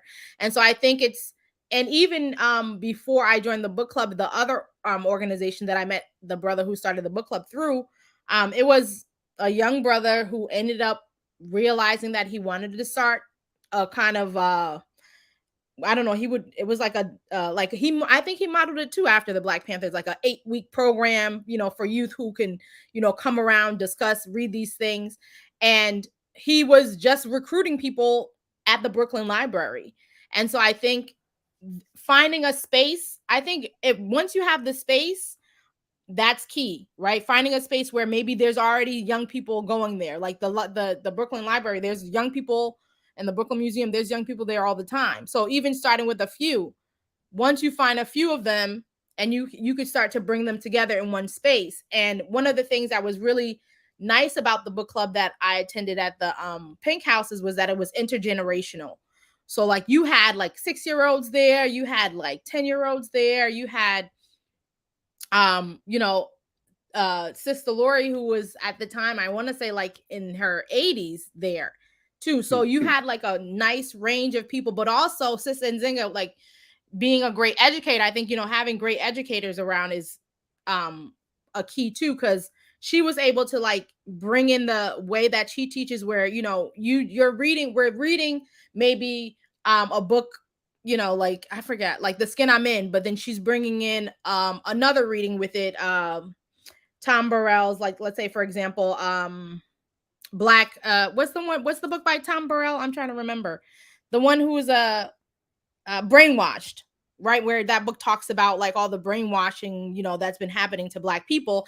And so bringing alive all of these concepts, even like the Black Panther Party, like me, myself, I'm an educator as well. My background is in education and teaching social studies. And I also love the fact that, like, you know, how can you bring things to life, not just read it?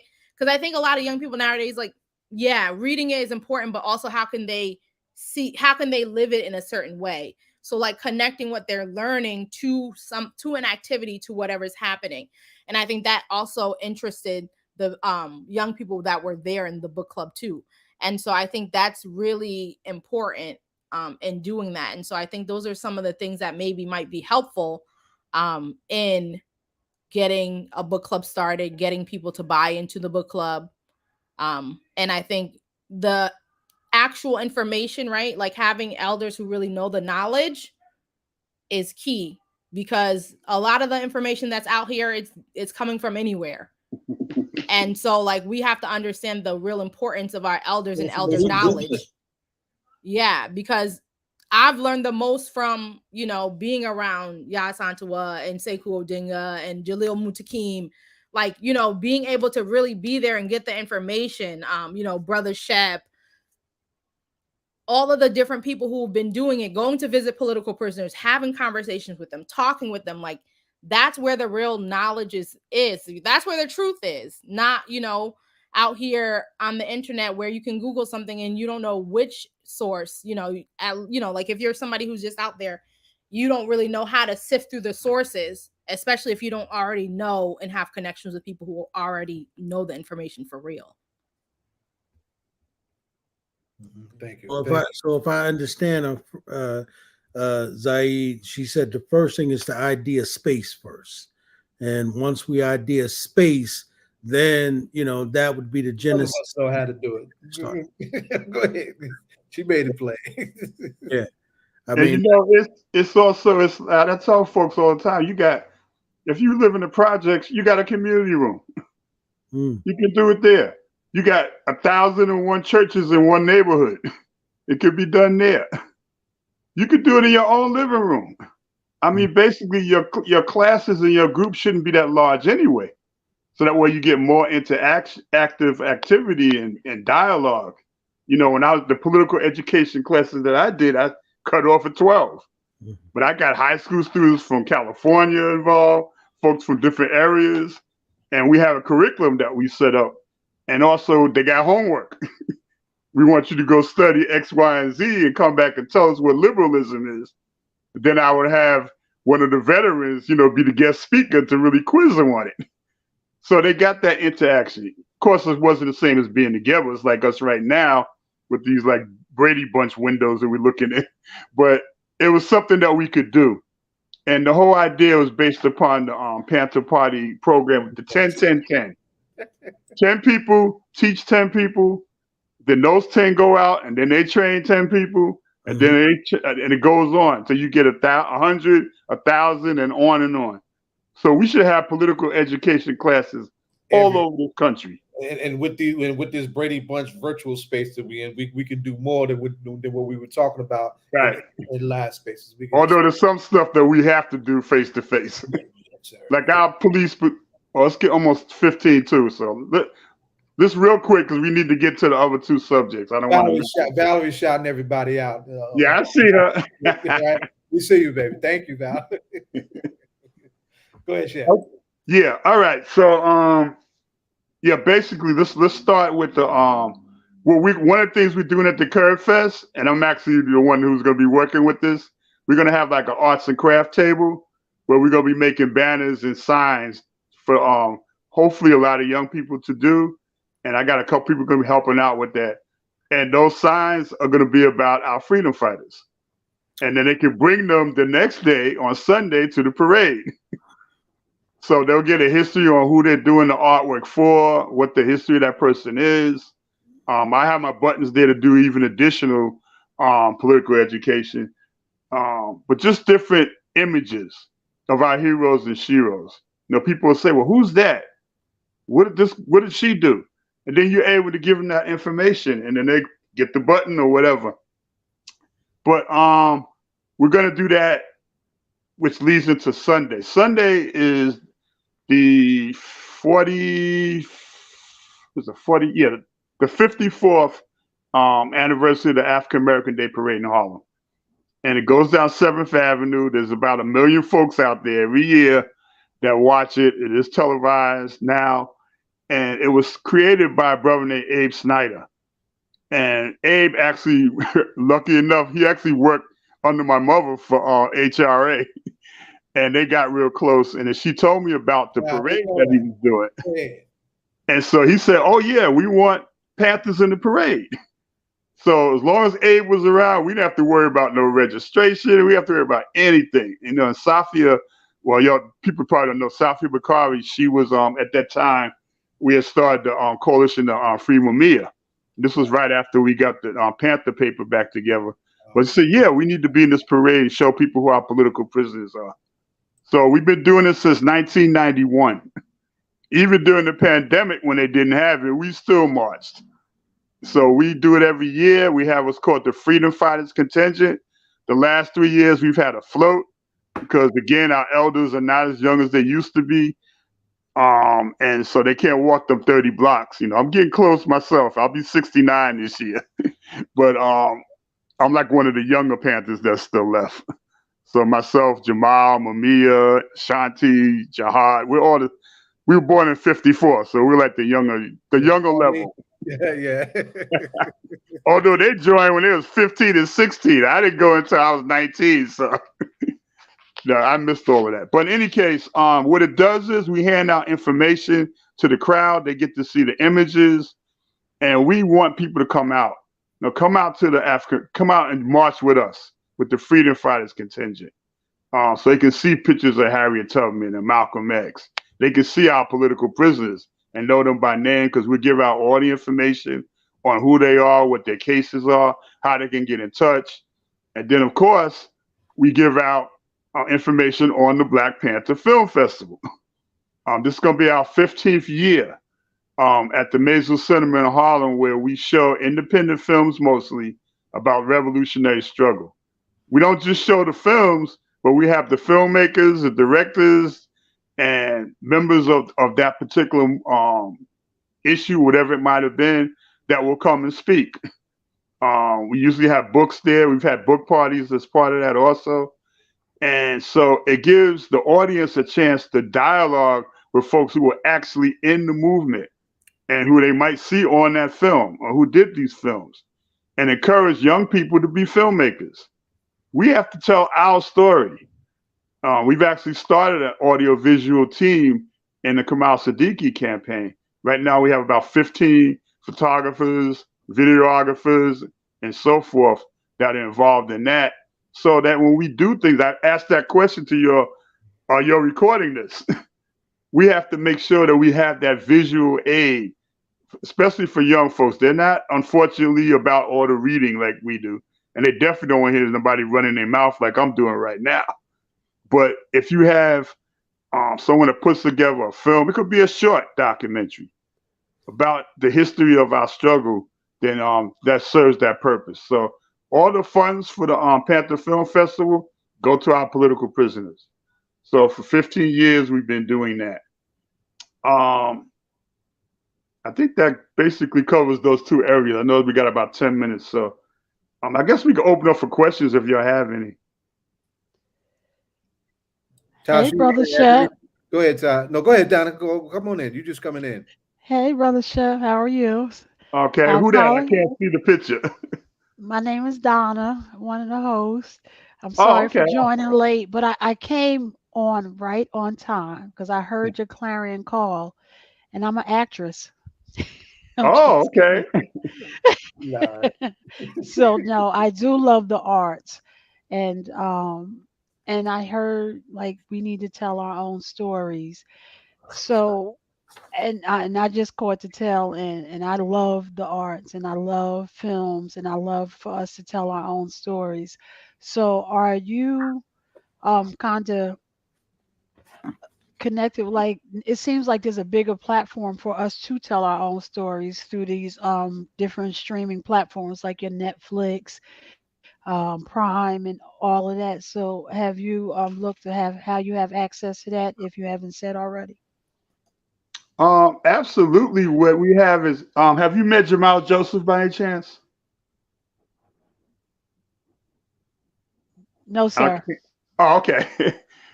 Yeah, the little screens. I have my phone, so it's hard to see people's faces on this phone. I got to get another laptop. But he's produced a few. He's a veteran of the Panther Party, also former political prisoner, Black Liberation Army. As I mentioned earlier, we're the same age. So he actually has a good book called Panther Baby, which talks about how when he was in prison, they did plays in the prison. They did theater. And he has a beautiful group called Impact out now, where they have young people and they perform, the song, dance, and all that, but it's conscious music. And they almost got an Emmy too for August Rush for that movie that came out, because they did the music and so forth for it. But in any case, we always said use culture as a weapon for our liberation. That's what Emery's artwork was always about. You can see it every week in the paper. Douglas, the legendary minister of culture for the Black Panther Party, brilliant graphic artist, climbing the mountain of age, but he is doing his thing and has done it consistently since the mid '60s, coming out of the Black student movement at San Francisco State into the Black Panther Party. The goal would love to connect with Emery. Go ahead, Shep. I'm sorry. Just okay. No, that's good. You filling in for me because I'm just throwing out names. But sister, we need, back in the day, and Jay can tell you about when we had the Black House. I know Ed can tell you too. Out in Newark, when we just had his son on the show, but in Maui Baraka, we had cultural centers everywhere where people did theater. They did plays. Films were made that we did, not just the exploitation films that you might have saw that Hollywood put out, but we had our own. Every block had cultural centers. We don't have those anymore. They took it away from the schools. I used to, we had music classes when I was in school. They took our instruments away from the kids that came after us. They took all the shop classes away, so you couldn't get vocational training. They did all these things in the community. After school programs got shut down, so you didn't have the centers that did the cultural work. And I remember when I was young, we had folks from Broadway that came up to the school and did parts of skits with us. But you're absolutely on the right track, and we definitely need to connect, because I know I haven't answered your question. But we definitely have a social cultural committee in the Kamal Siddiqui campaign, and we're looking to expand that to begin to really put the arts into the struggle. Just like we're dealing with bringing lawyers in and bringing parents in and dealing with the street organizations. All of those different areas came out of that 3-day conference I mentioned earlier that Prison Lives Matter had initiated. So we're ready to move. And we've got a good, dynamic, intergenerational amount of people that have come through from different cities. And right now, we're about to do a letter writing campaign for Kamal. It's going to be hybrid. We're doing everything hybrid that we can from now on. So if you have an event, get somebody with that camera in there that can put it out live stream so that people can tune in if they can't make it there. Yes, we need culture, we need theater, we need arts, we need films, and it's got to be done by us and controlled by us. So you don't get Elizabeth Taylor playing Cleopatra. And even the whole thing going on now with them trying to reverse Kemet to being not being black. All that stuff's going on. Eliminating the Black Studies departments. I was blessed. I had Professor John Henry Clark, Dr. Ben, Marimba Ani. I had all of them when I was in Hunter in the 70s. Same time I was in the Panther Party. I want to shout out. It was free.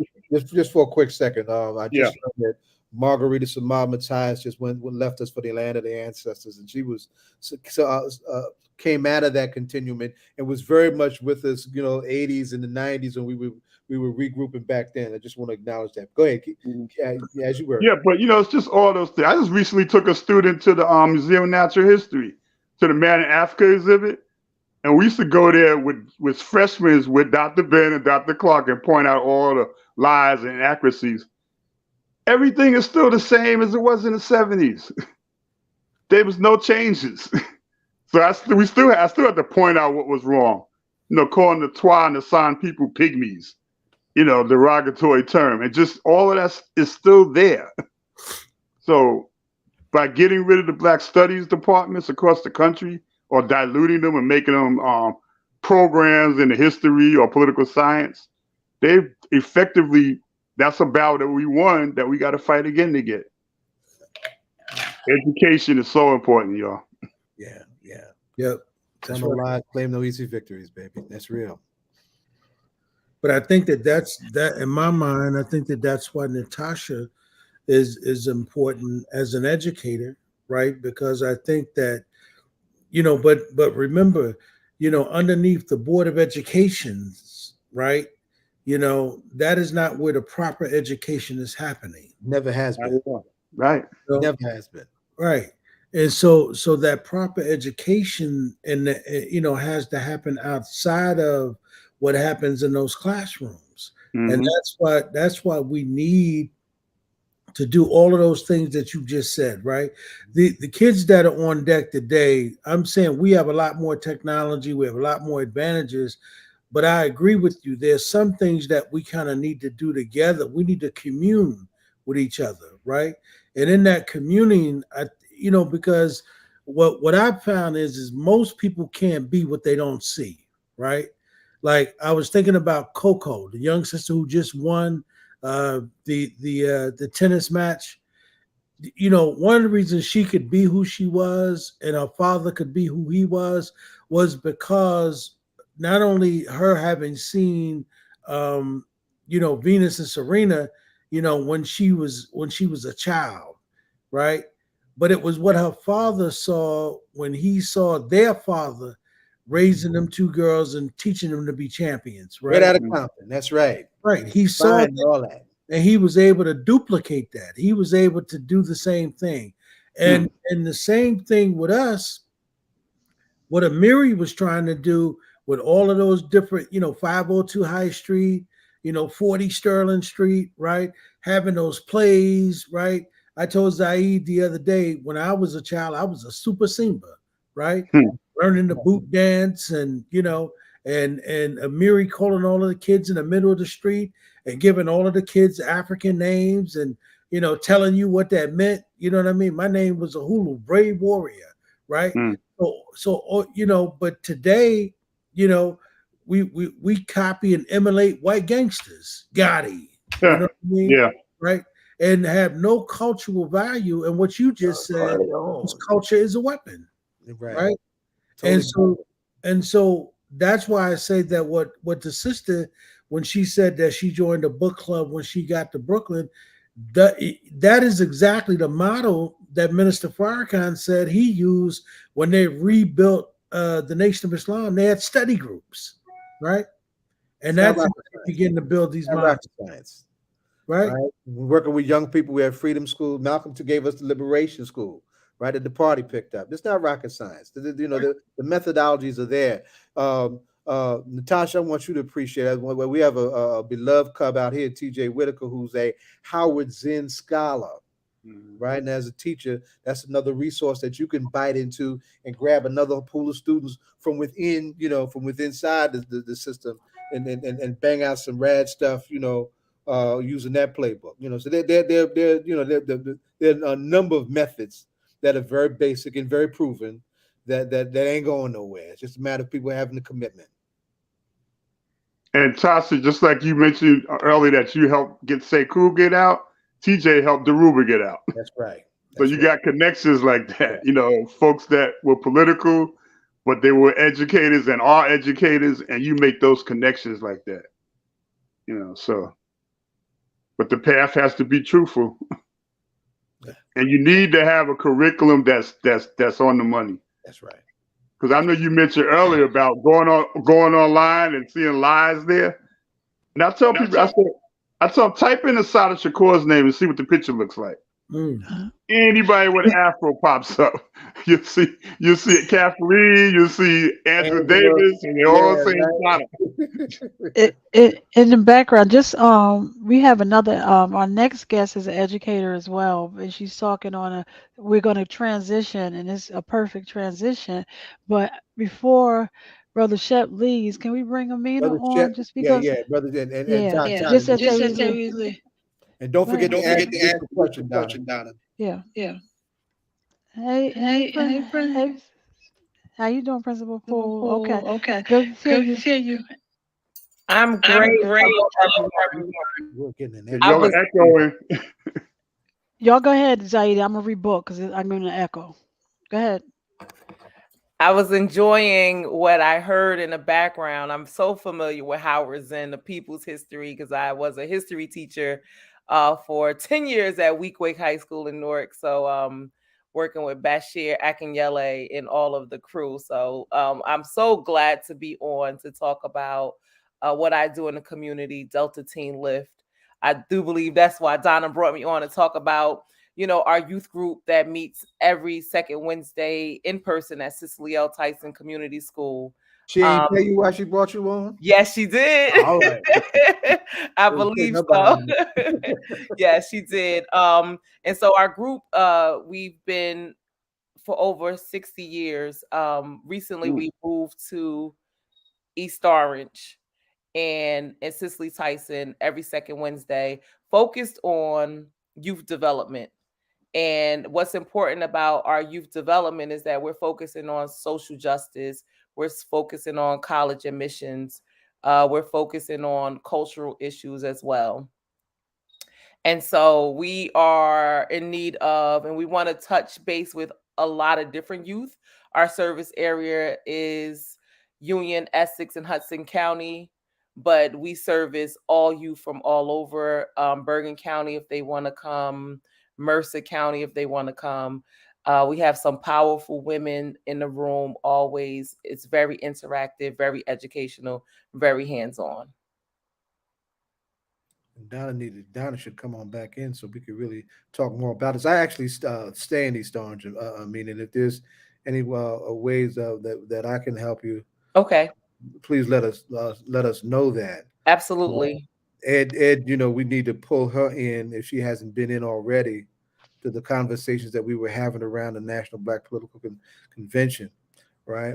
Because there's definitely, we had a very, young pool of young people and younger educators that were very serious about trying to do that. We just mentioned T.J. Whitaker, right? An educator who was in the Maplewood South Orange school system. Okay. He's in addition to being a Howard Zinn scholar, he also used the 1972 National Black Political Convention. He created a classroom model for that, how to model a convention in a classroom, right? So students are actually practicing and doing those things that were done at a political convention to learn what democratic practice looks like, right? Yeah. There are ways to go with that. I have an elder mentor who the last person to try to get me into a graduate school where nobody would take me into, by the name of David Warren, who's a legendary Garveyite who has a similar model for the African Union, right? And we're high school age and first and second year college students actually use this another convention model and how to manage world affairs. Nice. Right? So there are plenty of ways to go with this, right?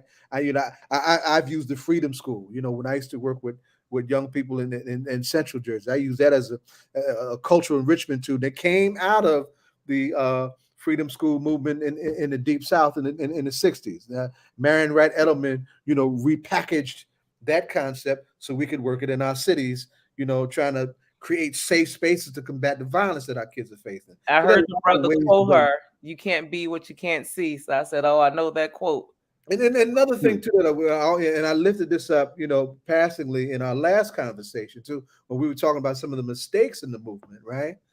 Just as we need to talk about the undoing of racism in our community, we also have to talk about undoing sexism in our community too. So our wives, daughters, mothers, aunts, sisters need all the support that they deserve and all they get. And it's particularly, endearing to me to see so many voices of leadership come through our community at this particular time. Our protest summer of 2020, most of those movements were led by women from throughout the hemisphere, right? I have somebody very close to me that has a women's network of African descended women's network that extends through Latin America. They were protesting too. You know, one of them is now the vice president of Colombia, right? So I mean, so you know, there are a lot of ways there are a lot of currents to plug into, though. I want you to see that, right? You got some resources here, just in this circle of this conversation, that would be glad to help you. And of course, the three of us, from Tasha being the youngest to me, you know, as a cub, and Shep, you know, we all, you know, come out of the Panther lineage, you know. So there are plenty of ways that we can certainly help you do what you're doing. So we want to encourage you to keep doing what you're doing, and you know, and offer whatever support that we can to help you even go ever further. And I'm surprised Donna didn't get back in, because we wanted to ask. So I guess I got to do it. Shep, you've been on before. Tasha, this is your first time with us. Quiet is kept. See, we're not in the studio right now, so we don't have the music behind us, right? But that we're gonna fix that soon too. But this is actually a hip hop talk show, a hip hop political talk show.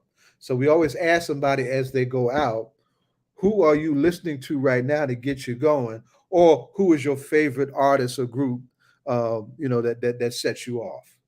And Tasha, Shep is a little older than you, so he got to go first. I guess for me, you have to pick one, right? No, you pick whoever you want. Oh, okay. Well, when you're talking about hip hop, of course, that has started out with Poor Righteous Teachers, Public Enemy, X-Clan, KRS-One. You know, that piqued my interest a little bit, because they were the closest things I saw to the last poets in Gil Scott-Heron. That's what I was waiting for you to say. But I said they were the closest thing, you know, in terms of, you know, coming out under the banner of quote unquote hip hop. But my favorite artist across the board is a Panther Cub.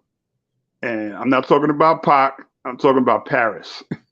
Oh. Okay. Paris has he not only does he do the music, mic dropper, overlooked. He does the videos, he does the music. It's all revolutionary and political. Uses a lot of Emery's images in his videos, and he don't play. I didn't know he was a Cub. Who are his parents? From Oakland. Oh, he's in Oakland. I didn't know that. Yeah. Oh, it got by me all these years. I can shoot myself in the damn head. Tasha, where your gun at, girl? That's why he used that name, the Panther of Hip Hop. Yeah. Man, I gotta go back now. But yeah, that's I like Paris, and not only that, he has his own company, his own label, own production. Everything is him, so nobody can tell him jack about nothing. Yeah. And he deals with everything straight up. And they're afraid of a lot of his music. Mic dropper. Yeah. All right, Tasha, what you got? What say you? My favorite rapper that I really love to listen to is Mos Def. So I really like a lot of his stuff. Yeah, so I really, and then like later on, like when Lupe Fiasco came out, I like some of his stuff too as well, that I have in my phone that I'll listen to. In terms of that, a little bit of Common here and there, the older stuff, not much of the newer stuff. I really like to stick to like a lot of Black Star for sure. Val just put it in the chat. I really like a lot of the older stuff from like the 90s, like more of the conscious rappers from the 90s, as opposed to like any of the ones from today. I know that I also like Tahir RBG, which is like one of the lesser known. He's not like a mainstream media one. That also does a lot, like a lot of revolutionary rap music that I like to listen to too. It was this feedback, but how had listen to music? I still can't. When you talk, just mute your microphone. Yeah, everybody, whoever's not talking, just take your mic off. Yeah, I still can't bring myself to listen to no damn music on the phone.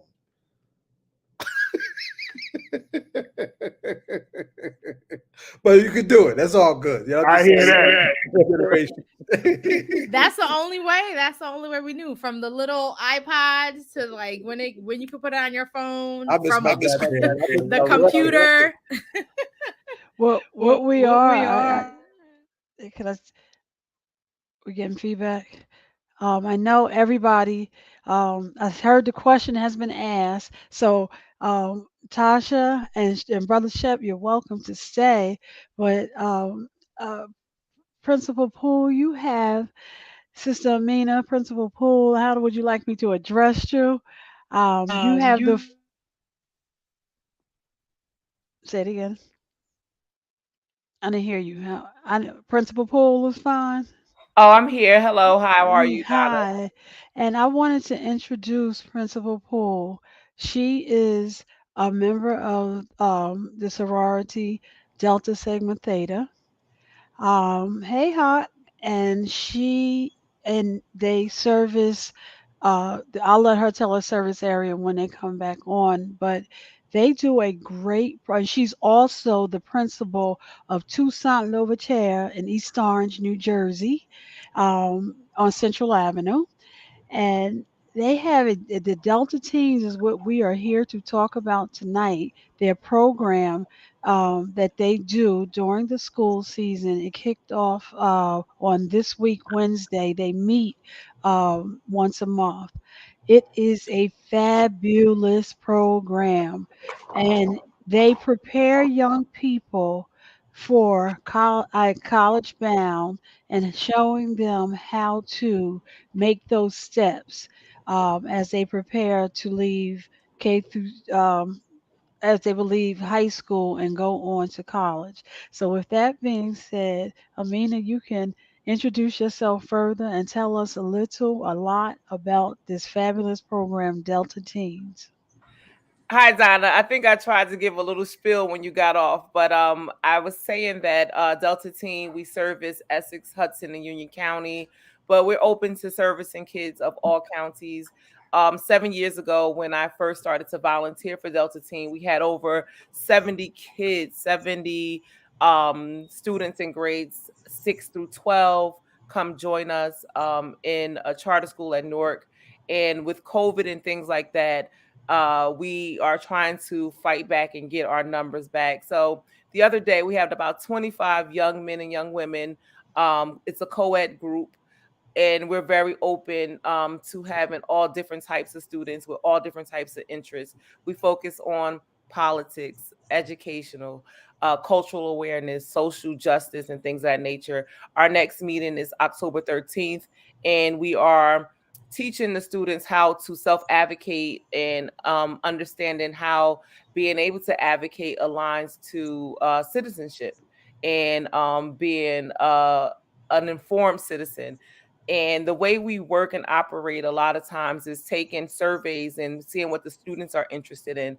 One thing that I'm really big on, because I'm an educator, is making it very interactive and hands-on. And we also feed the students every when they come on a Wednesday, so that they're not going home and having to eat and all of those things. So it's a very, very, my own children, I have 5 of them. They also are part of Delta Teen, and it's very beneficial. After that, we teach them how to do scholarship search. We teach them how to interview, and we take them on college tours in the fall. There's a fall college tours for our 6th, 7th, and 8th graders. And then in the spring, there's an overnight college tour. So we try to expose the youth to so many different things, so many different people in different walks of life. So thank you, Donna, for giving us this platform.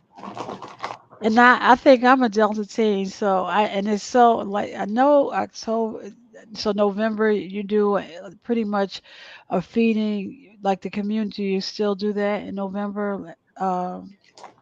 Thanks, Yes, we're like gonna you. bring it. We're gonna definitely bring it back. The students want to do a lot more community service, so that is on our to-do list in November, to do community service in November as well as in February. Okay, so again, it's held at the Cicely Tyson School, and you don't have to be or you can come, just come, right? Right. You do not have to go to Cicely Tyson. You do not have to live in East Orange. You can live wherever. We take them. We take all students. We take them all. And let me jump in. Mr. Green. I'm saying Mr. Green because he was my substitute teacher at Hart Middle.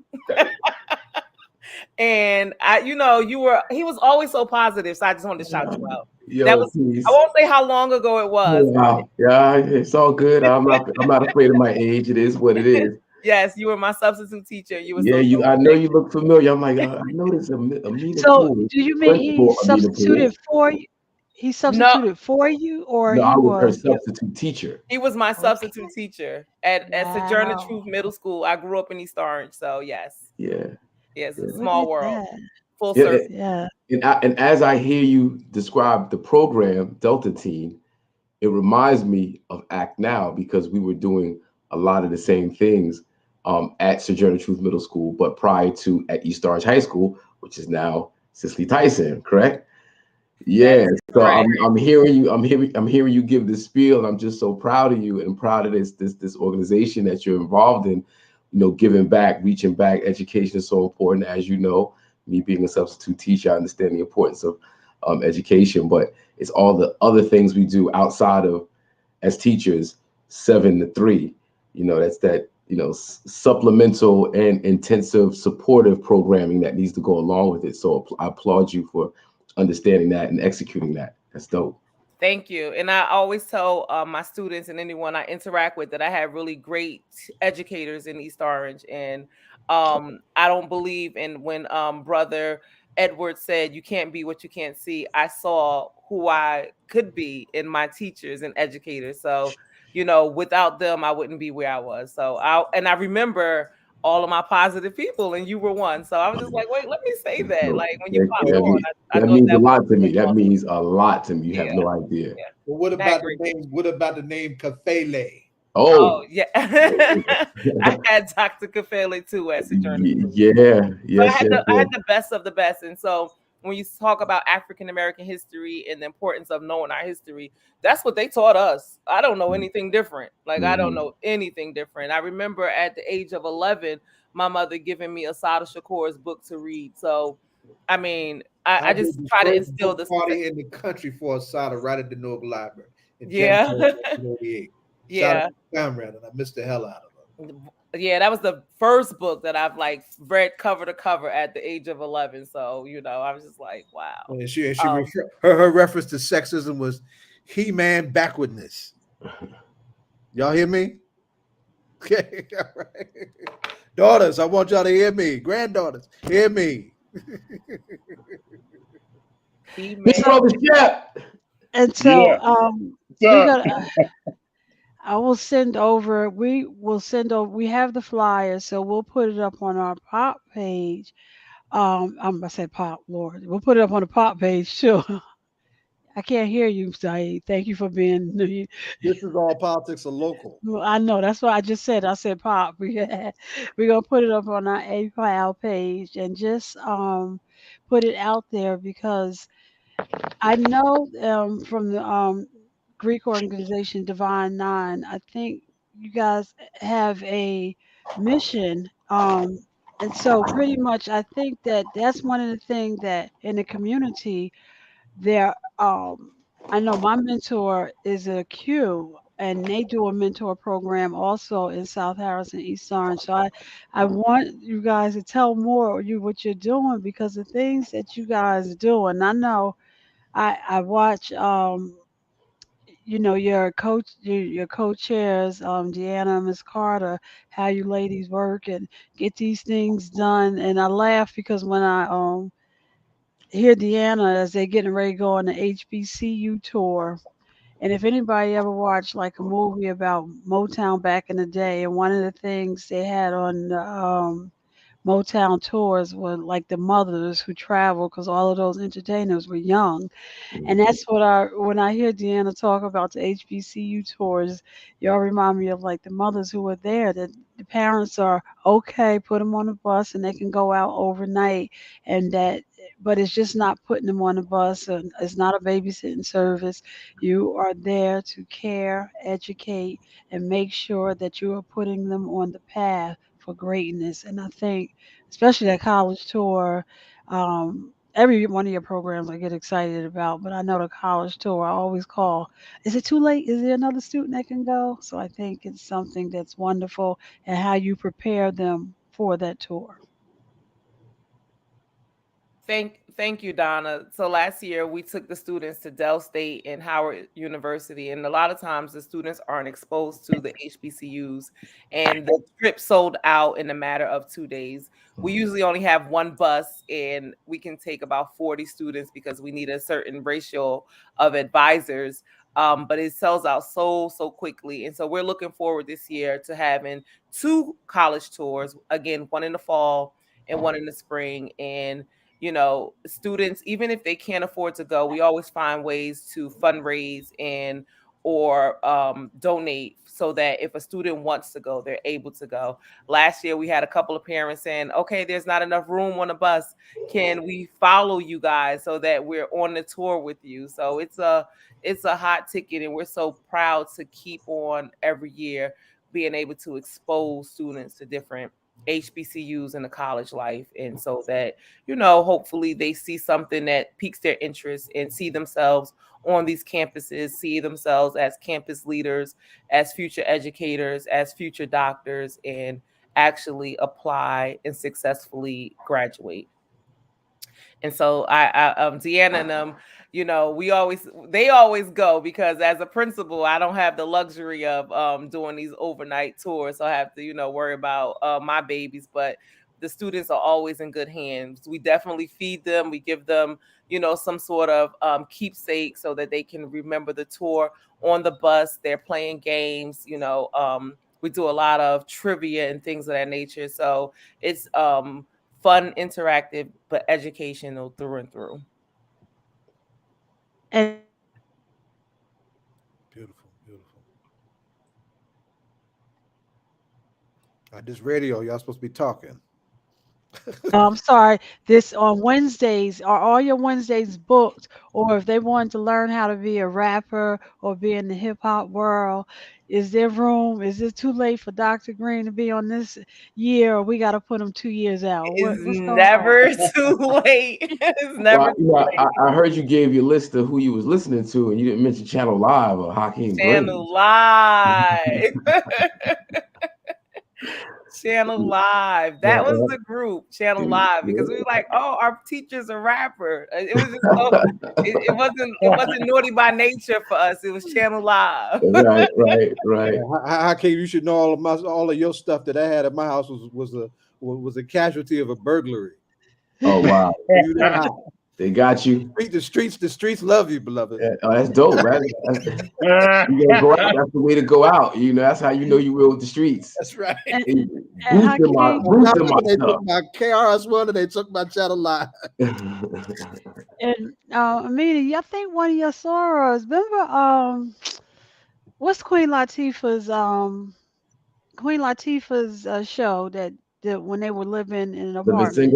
Living single. Yeah. One of the girl who used to dance, isn't she a principal in East Orange?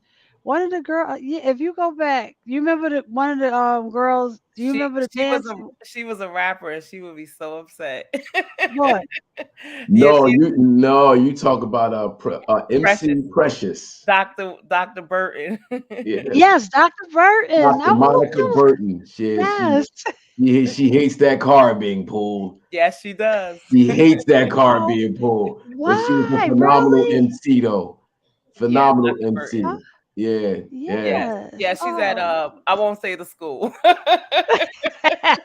But yes, Dr. Burton was my niece's principal, and I'm looking, I'm like, yeah, she was the president of our sorority 4 years ago. Yes, Dr. Burton, and she runs a very wonderful school, powerful school in East Orange. Yeah. So she was an MC. So we pull it up on YouTube all the time. Social media, YouTube. Can't hide no more. And you don't have to pull it because it's still on. The show is still playing on TV on different Yeah, was channels. she on the Yeah, show? No, she was yeah, yeah. she BET was an got it. extra Yeah. in the lady's first video. Right. Oh, Right. okay, okay, They got you. That's what highlighted it was. Okay. all of lady MC, the women Y- MCs at that Yes. era was in it. Big shout out to Latifah, no doubt. And MC Pressure was definitely in that. She was a And yeah, with Moni high Love. level MC. Yeah. And she's a Okay. dope educator too. She's a really Yes, Yes, yes, dope she she is. is. educator. I So think when my niece was in her school, I mean, her school only 1 year it happened. So my niece is a junior in college now. But when she was a Shantia, but one of them, it just so happened the whole school was all girls. She had 1 year it was just all girls, and it's not an all girls school, but it just so happened she had wow. all girls 1 year. Yeah. Wow. Well, they have So a it's great interesting. role model in Dr. Burton. She's a Yes. great role model, even for myself. So even Okay. Oh, as yeah. a young educator, she's a great role model. Yeah, I'm extremely proud of her to see the transition and what she's been able to do in the District of East Orange. That's big for me. Yeah, Coming out he of East Orange. started. Yeah, East Orange. That's why you say East Orange. You just Sissy Tyson. I'm like, my Yeah. ears perked up. And I'll tell you about Cicely Tyson. I'll never forget on who's the BLS in the mornings? Steve Harvey. Steve Harvey. He was interviewing Cicely Tyson, and he was doing a ha ha funny joke about, I heard you let them put your name on something. You put your name up there, Sister Cicely. And she was like, she went straight, no, my name is not on the building. I do the work. And you never put your name on something that you're not doing the work. I Mm. show up, and then she that she's there with the students a year, and how the students, and if you ever know, Cicely Tyson was appearing somewhere, the students may appear there with her. I All the remember time. All the CC time. One introducing, she got an award. No, so they were honoring Cicely Tyson, and CC Winans and the choir Sung from together. Cicely Tyson. Yeah. Yeah, At sang. the And Kennedy Honors. Yeah. yes, Cicely Tyson came to the school no less than every year, maybe 4 times a year. She was very active in the school. Um, and not only in a way of just like donating money, but she always donated her time and her resources to the students. And every year we would celebrate her birthday with her. Um, when she did her book, she came and made sure right before she passed away, she came and brought the book and had the Mm. kids come on to talk about the book. But she wasn't just a name on a marquee. The kids knew her, they knew her face. She would come in and give feedback, work alongside with the administrative team, walk around. She was that we called her our matriarch. And it's so funny because now, the school that I lead is named after Toussaint Louverture. And, I always try to get the students to understand how powerful he was, not only in history, but even for us now as a Haitian leader who led the first Black successful Revolutionary one. right. Yes, revolutionary one. And it's so funny that it's not funny that so many kids that go to the school don't even understand. So I always try to get them to know that they're embodying the spirit of freedom, a revolution, a rebellion, and that, they are Toussaint. Like they can be Toussaint, in this day and age. And I always felt like, growing up in East Orange, with a huge Haitian population, these are things that we learn. And so, shame on us that we have these powerful leaders that our schools are named after, and the kids don't know who they are, and they're not spoken about often. And so, that's something, this is my first year there, that I'm trying to change the mindset and getting the kids and the teachers and the parents to understand the power in the name and the power of our community and the power of our history. So it's going to be an interesting journey. and it's interesting you say that. When we go to college, I went to Shaw University. In the first year, you have to do core history. You had to learn about Shaw University. So I actually mentioned to our board that you always talk about Orange Pride, and I'm born and raised in Orange, but they have to know what they need to be proud of. And Absolutely. I keep asking the boards for their curriculum to institute a core history course, and we begin to. We have a book called The Homeboy from Orange, which is about a gentleman by Ernie. I can't think of Mr. Ernie's last name, but the book opens up and he said, and he starts by saying he was standing on the corner of Perot and Central Place. It had me at that. I grew up on Central Place. And when, and that is the Eastward, the area that borders East Orange. And if the young people read this book and they begin to see themselves in these words, it's powerful. So every time, when I was a community leader, I would actually go back to that book and read because he was very active in desegregating the school in Orange. So yes, we have to Ernest know our Thompson. history. Yes. Ernie Thompson. Yes, thank you. And his daughter, Dr. Mindy Fuller Love, is still alive. Brilliant. Yes, she is Brilliant Dr. scholar. Mindy Brilliant. Brilliant. at the That's interesting. You said that, Donna.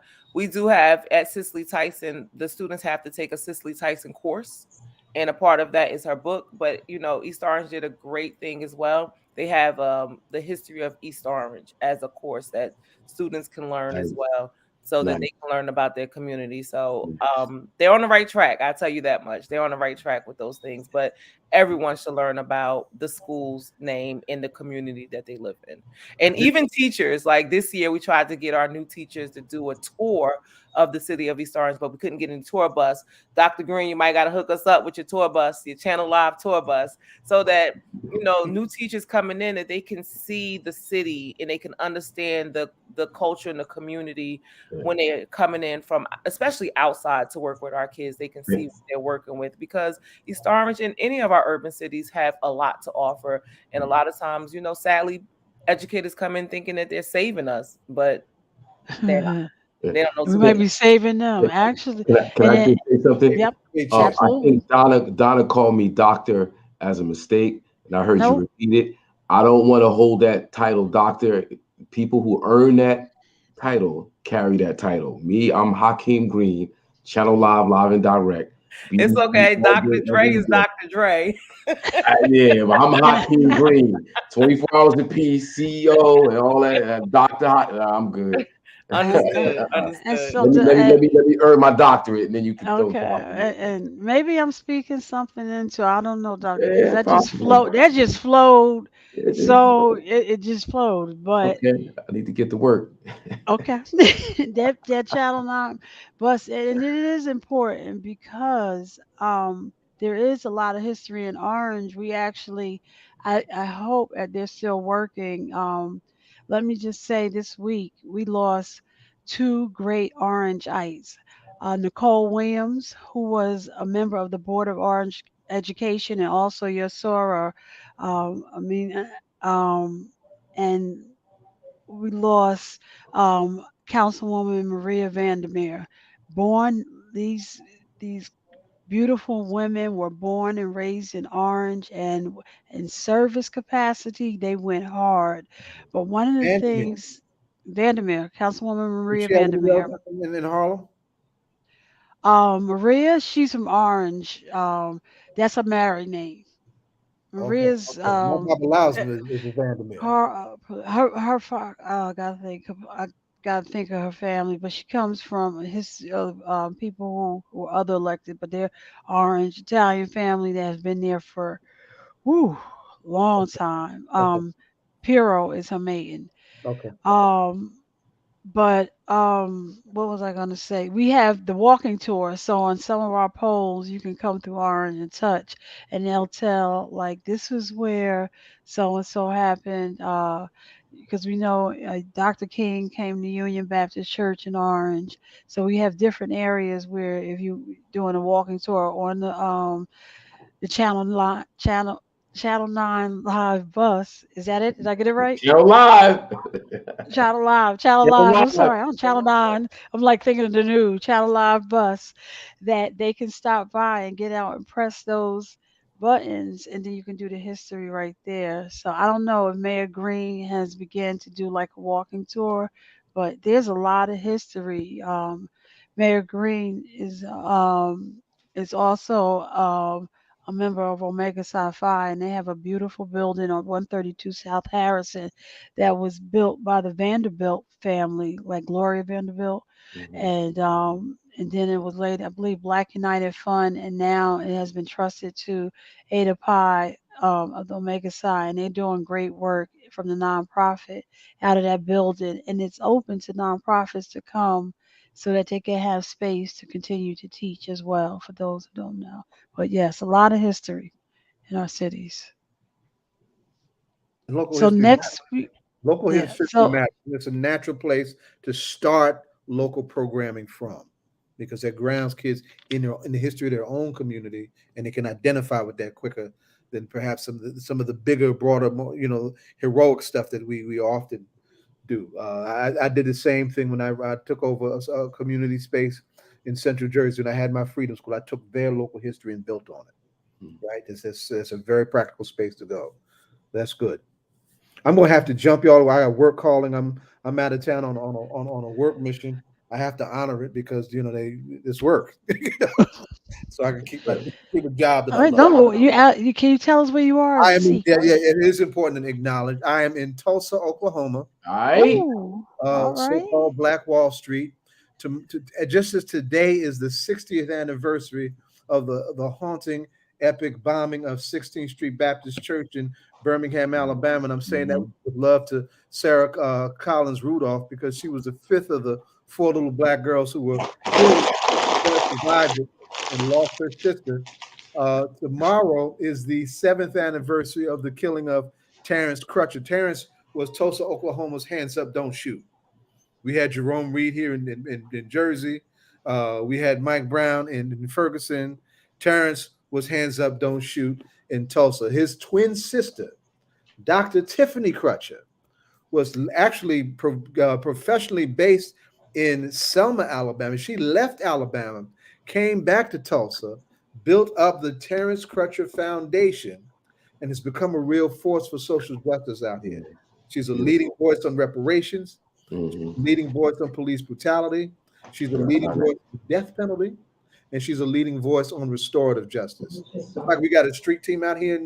She is building one right there in Tulsa, and so I'm very proud to be able to come out here and support it. So that's the kind of mission that I'm on, and I'm coming through my work with Equal Justice USA. We need to shout out my folks. And as you leave, Zaid, I believe you brought Mother Gwen Moten on, and you said the 16th Baptist, and she told us the history, and we have to put our arms around Mother Gwen's baby has gone, baby girl has gone on to glory. Yes.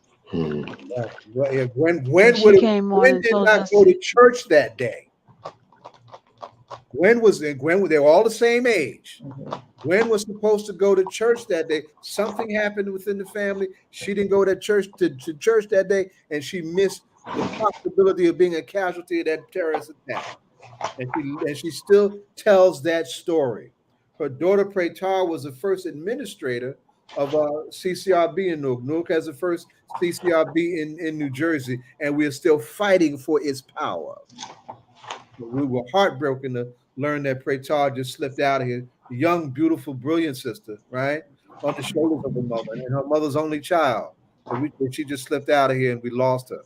It's a horrible loss, and we send our most heartfelt thoughts to her mother, Gwen Moten, a civil rights pioneer, right? We all love and respect. Thank you for lifting that up, Donna. Well, thank you, Brother Zaid. You be safe and do that work and bring us back some more history next week. Stop police brutality by any means necessary. I see y'all. Sir, yes, sir. Yeah, let's talk. Good morning, Zaid. So I mean, I know your time, and we respect time. And one of the things I wanted to give you, did you name your songs at the top? Did they ask? Did you name your songs when everybody else named their songs? No, they said hip hop, and I don't really listen to hip hop. What? How's that possible? I mean, okay, so I'm not telling the whole truth. but I don't want to say who I listen to, so y'all won't be judging me. Can't judge My a person. kids gonna yell out who I listen to. No, not at all. Yeah, I listen to Megan Thee Stallion. That's who I like. Oh wow. Yeah. Here's a fun fact. I think Jonathan told us. Did you know Megan Thee Stallion was like a champion debater? I did not know that. Yeah, Jonathan Austin, our debate. What do we call our debate guru? Yeah, Okay. he said Megan was he told us that Megan was a champion debater in high school. Yeah. It's like it makes it even worse. See, that's why I didn't want to tell. That's why I didn't want to say anything. I mean, that is the hip hop. I don't really listen to hip hop, but I will listen to her. Wow, that's deep. That's deep. I really will. Okay. I listen. You're gonna get a call. You're gonna get a call from your teacher later on. I know, like get your I life failed. together. I failed as an educator, hip hop educator. I failed. No, I'm joking. Yes. See, I couldn't lie. I was like, that's good. No, that's why I listen. The irony of it all, though, is the pop culture is something else. Pop culture. Pop culture is something else. You know, our guilty pleasures, I guess. She is my guilty pleasure. Yes, because I listen to Beyonce, but you said hip hop, so I'm like, oh God. But Beyonce's hip hop too. Listen, there she is. Beyonce can Lola. Beyonce's not just rap. We gotta get out of that rap. Yeah. So Beyonce is R&B. She's R&B. Look who Beyonce. She's married with hip hop royals. What is when she was up there and she did that song with Kendrick Lamar? That I go back. Yeah, it's one of my favorite songs. Yeah. But to watch them when they perform, they hip hop isn't what you do, it's how you do it. It is hip hop isn't what you do. It's how you do it. It's how you do it. And she got the swag. It could be a rapper, you could be a singer, you could be an actor, you could be an educator, you could be a government official, there's a certain thing that you bring to what you do. When hip hop sees it, you just know that's hip hop, right? So even as an educator, you shouldn't run away from embracing hip hop culture, because that's how our people relate to each other.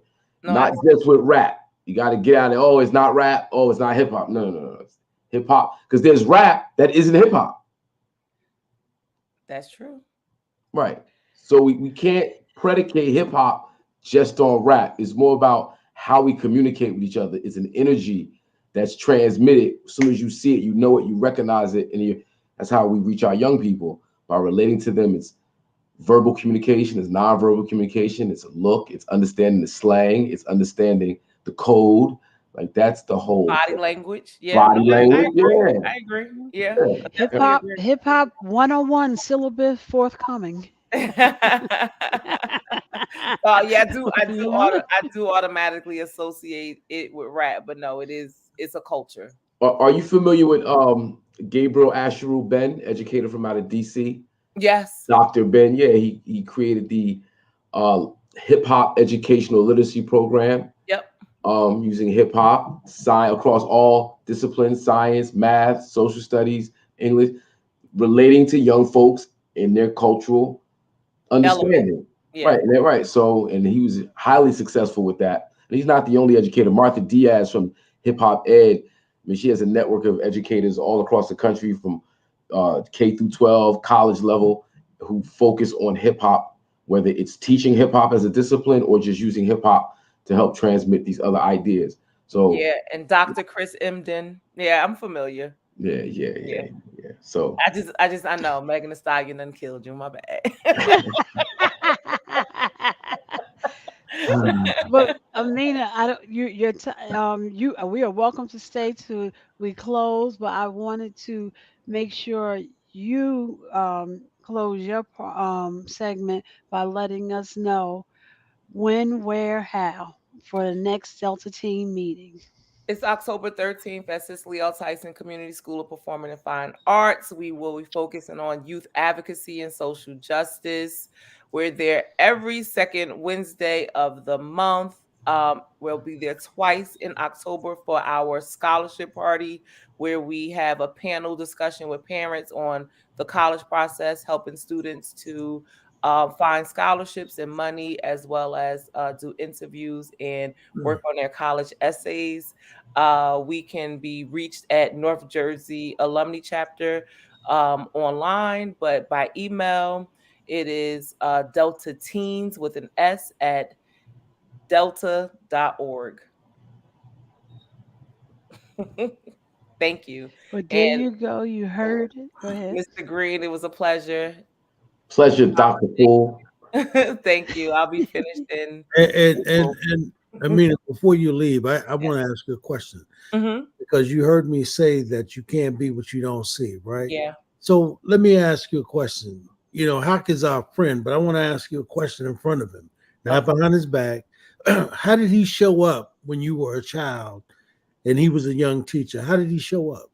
As himself.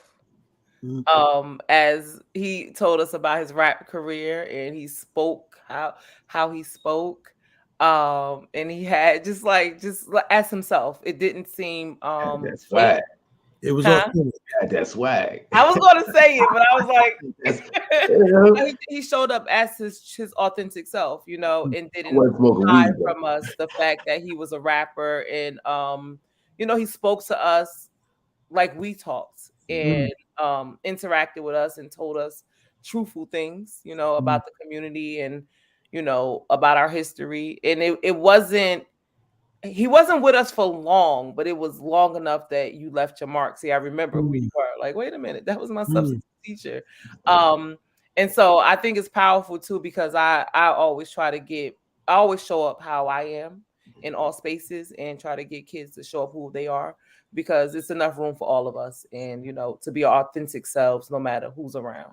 And I've gotten pretty far with the way I speak and my nails and my hair, so I'm good to go. But I appreciate that for any of my educators who that were in my life that showed up who they were. And so that was important, that Mr. Green showed up as his authentic self for a young woman at your time of development. That was important to you. Yes, it was. You know, what's funny, like, you didn't realize it growing up, like why that's important. But as I interacted and met more people, like people that didn't show up as themselves, like, you know, that's phony, and it's untrustworthy, and, you know, like I won't say little black girl, I'm 6 feet, but from East Orange, like, you know, like we from a certain street, we from a certain hood, and people that were phony, you really didn't mess with them. So, you know, kids can sift out people that are really there for them versus people that are just there for a paycheck or just there, you know, to check a list. And so I always appreciate people that show up as their authentic self. But I learned that later on why that's important. Thank you so much. Can I ask a question? Sure. You know about 24 Hours of Peace, right? Yes. Okay. In Newark? I live in Newark. Yes. Okay. Yeah. Okay. Yeah. I live in Newark. Yeah. Have you been to 24 Hours of Peace yet? No. I have never been to 24 Hours of Peace. Well, 2024, you have to be at 24 Hours of Peace. I'll be there. Okay. Yes. My son plays football for the University of Kentucky. So when you guys had the last one, I was at his game. Wow. Okay. Well, listen, we do a town hall called Mama, I Made It. I'll have him come on. Yeah.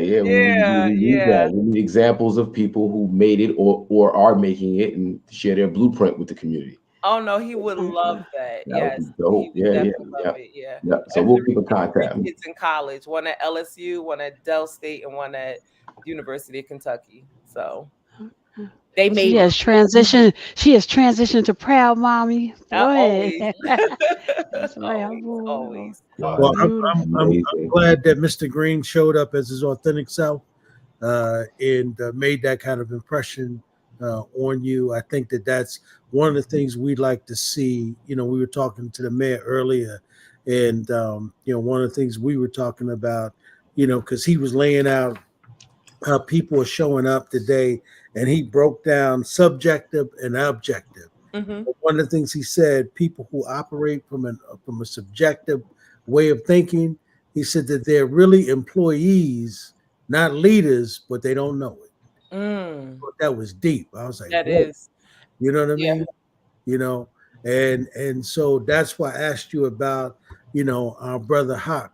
you know, because from the day I met Hawk has always showed up as his authentic self, and he's always broke down the culture of hip hop, right? And that's one of the reasons why I think Jonathan referred to him as one of the original authentic people coming from our city that promotes the culture of hip hop. And it impresses me to see a beautiful queen like yourself and know that brother sowed into your life in the way that he did. Respect. Yeah. Thank you, Ed. Thank you, brother. No, thank you, sis. I would have said all that behind your back, but you did. What's the principal from West Side in Newark? Principal from West Side in Newark. Great work. Cook. Principal Cook. Yes. Principal Cook. Right? So Principal Cook does a show with Heather B on Wednesday.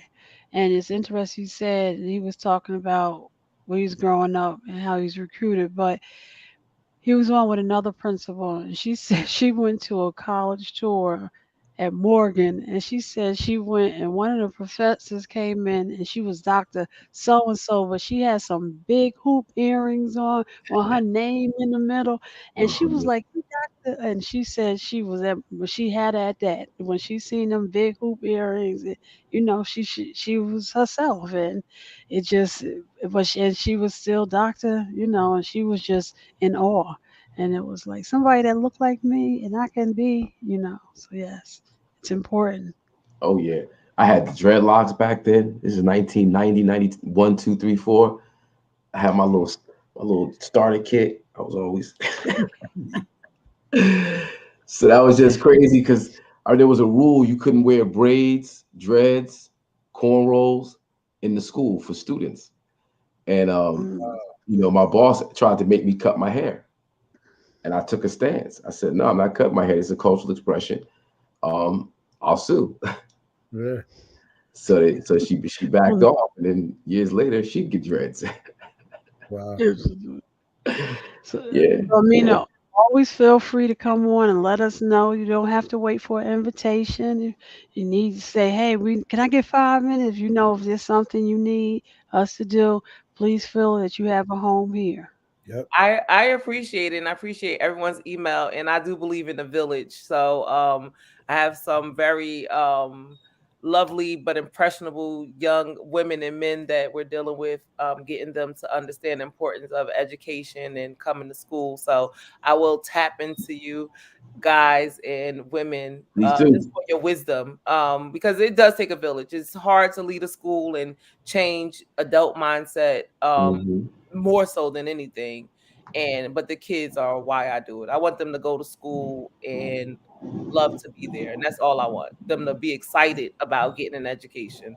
So it takes more than just me. I want it to be infectious, like other people coming and showing them that education is the only way. In my Good luck. DJ Rhino's Principal Poole leave, and she said Megan was her. We got to her hip hop person, Megan. So, anything in closing you want to say to her, DJ Rhino? I don't have no problems with it. I like Megan too.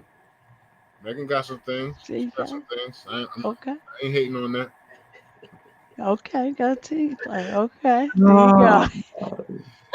We're gonna mute. I like that shirt, DJ Rhino. We're gonna just ignore that. But thank you. All right. Thank you so much for being here, Ameenah. Just like I said, you're welcome to stay, but I know your time is precious. Thank you. I appreciate the platform. Thank you. And keep doing what you're doing. 24-hour piece. I'll be there next year, but I'm going to invite you to my school so you can see. Oh, I'll be there. I'll come through. It's all good. We're gonna lock in. Toussaint Louverture. And I'll invite everybody out. Just come see what we're doing, how you can assist. Yeah, we'll do for sure. All right. Have a good night. You invite us, we may broadcast live from there. Hey, I'm with it. Okay. I might have a new hip hop artist by then. Come broadcast live, you know. Okay. I'm with it. Okay. All right. Thank you. Y'all have a blessed night. Thank you. You too. Bye-bye. DJ Rhino and Hawk, what say you? We're talking about the VMAs or not? I didn't even see the VMAs. I haven't been here. I haven't been here since 24 Hours Apiece. I really want to talk about that. Okay, talk about. But did you know? Yeah, talk about history was. The only thing I do want to say, history was made on that night with the VMAs, MTV. They did their first award to Afro beats. It was made right here in Newark, New Jersey, and it was burned. No, it wasn't. I don't know who the artist was, but it was the first award. I can't remember the artist that won. It wasn't Burton. He was one and selected. It wasn't, but I'll tell you. But that did happen right here in Newark, New Jersey. Afrobeat Awards, 24 hours apiece. Take it away. Amazing, amazing, amazing. That happened September 1st to 2nd. Man, it's just amazing. Artist after artist, Redman, Lil Mo, Jim Jones, Ghostface, AZ, Pleasure P, Bobby V, Too Rare, Didi Osama, Al Bial, Lil Papa. It's crazy. And mind you, Ghostface, Redman, of course, North legend, Redman, Ghostface, AZ. When Lil Papa came out, man, you thought the world was going to erupt. Said, Lil Papa's at the airport. You heard thousands of little girls. I was like, what is going on here? Not Big Papa. Lil Papa. Lil Papa. I was Too Rare, same thing. 2K Baby, same thing. It was like, wow. Yeah, Al Bial, same thing. The crowd just went bananas, berserk. And of course, Ghostface, AZ, Redman. It's my style. It's my lane. That's my era. Yeah. I was checking for that. But man, these other jokers, they get it in. And Too Rare's performance was like off the chart. That brother gets it in with the dancing and the rapping and the whole 9 yard. It was a beautiful time. The town hall was phenomenal. Mama made it. Tisha Campbell as the moderator. Oh, that was incredible. Tisha Campbell. You said Tisha? Yeah. Beautiful. Yeah, okay. Tisha Campbell Martin. Let's get it right. Yeah, my son, Director Keisha Yuri was in the building. Panel. Go ahead. He about to go. We have a legal note. We have a legal note. Go ahead, Ed.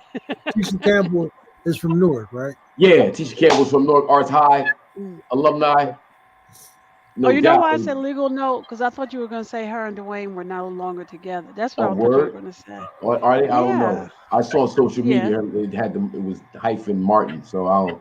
Yeah, they were married, but they're no longer. That's what I thought you was going to say. But that's okay. Oh, wow, okay, all right. Well, yeah. I mean, no, it's just. It's like I don't do gossip. No, it's not. It's been a while. Big up Charnel Scott and Tamika Dixon as well on that Mama Made It panel. And the seniors came out, did a wonderful gospel session in the morning. That was phenomenal. Bartenders, Nikki D, Hockey Moon. Yeah, you saw the get active. Big shout out to Jennifer Cole and Ty Day doing yoga. We had about 25, 30 people out there for yoga at 8 o'clock in the morning. That was dope. It was good. It was good. Yeah. And listen, after the Congressman Payne bust a move, he left here. Yes, he did. Right, and was on his way right to you. And I seen him in pictures. Payne bust a move. Yes, he did. He had his towel around his neck like he was a bust. No doubt. Headed out to 24 hours apiece. Yeah, that was good. Like he was out there breakdancing or something. That was a good look. Yeah, no, it was good. That whole community was at the West Ward, Central Ward, right there, kind of on the border. They came out thousands. We had 170 some odd vendors. Everybody sold out. People made money. That's always a good thing. The local shops made money. Applebee's made money. Home Depot did a crazy dope activation with young people on Saturday. So they've been really. They do. It was like some type of wood shopping activation. I was so crazy I didn't get a chance to actually go there myself and check it. We got some footage. We'll be putting it up on the 24 Hours Apiece platform. But it was amazing. So you got from the theater? Did you do the panel at the theater? Oh, we did the panel from the stage. Okay. Big And shout out to did Queen you Moore who did our poetry from 11:30 to 12:30. That was off the charts. That was dope. Yeah. and did you get to anything at the theater going or just no? That's Well, what not he was over there at the theater when they were doing the workout we did in the morning, Saturday morning. We did that in front of the theater, but the Equalizer dropped Friday night. Right. So when you got to make room for Denzel come through, you don't want to mess up that business, Mm-hmm.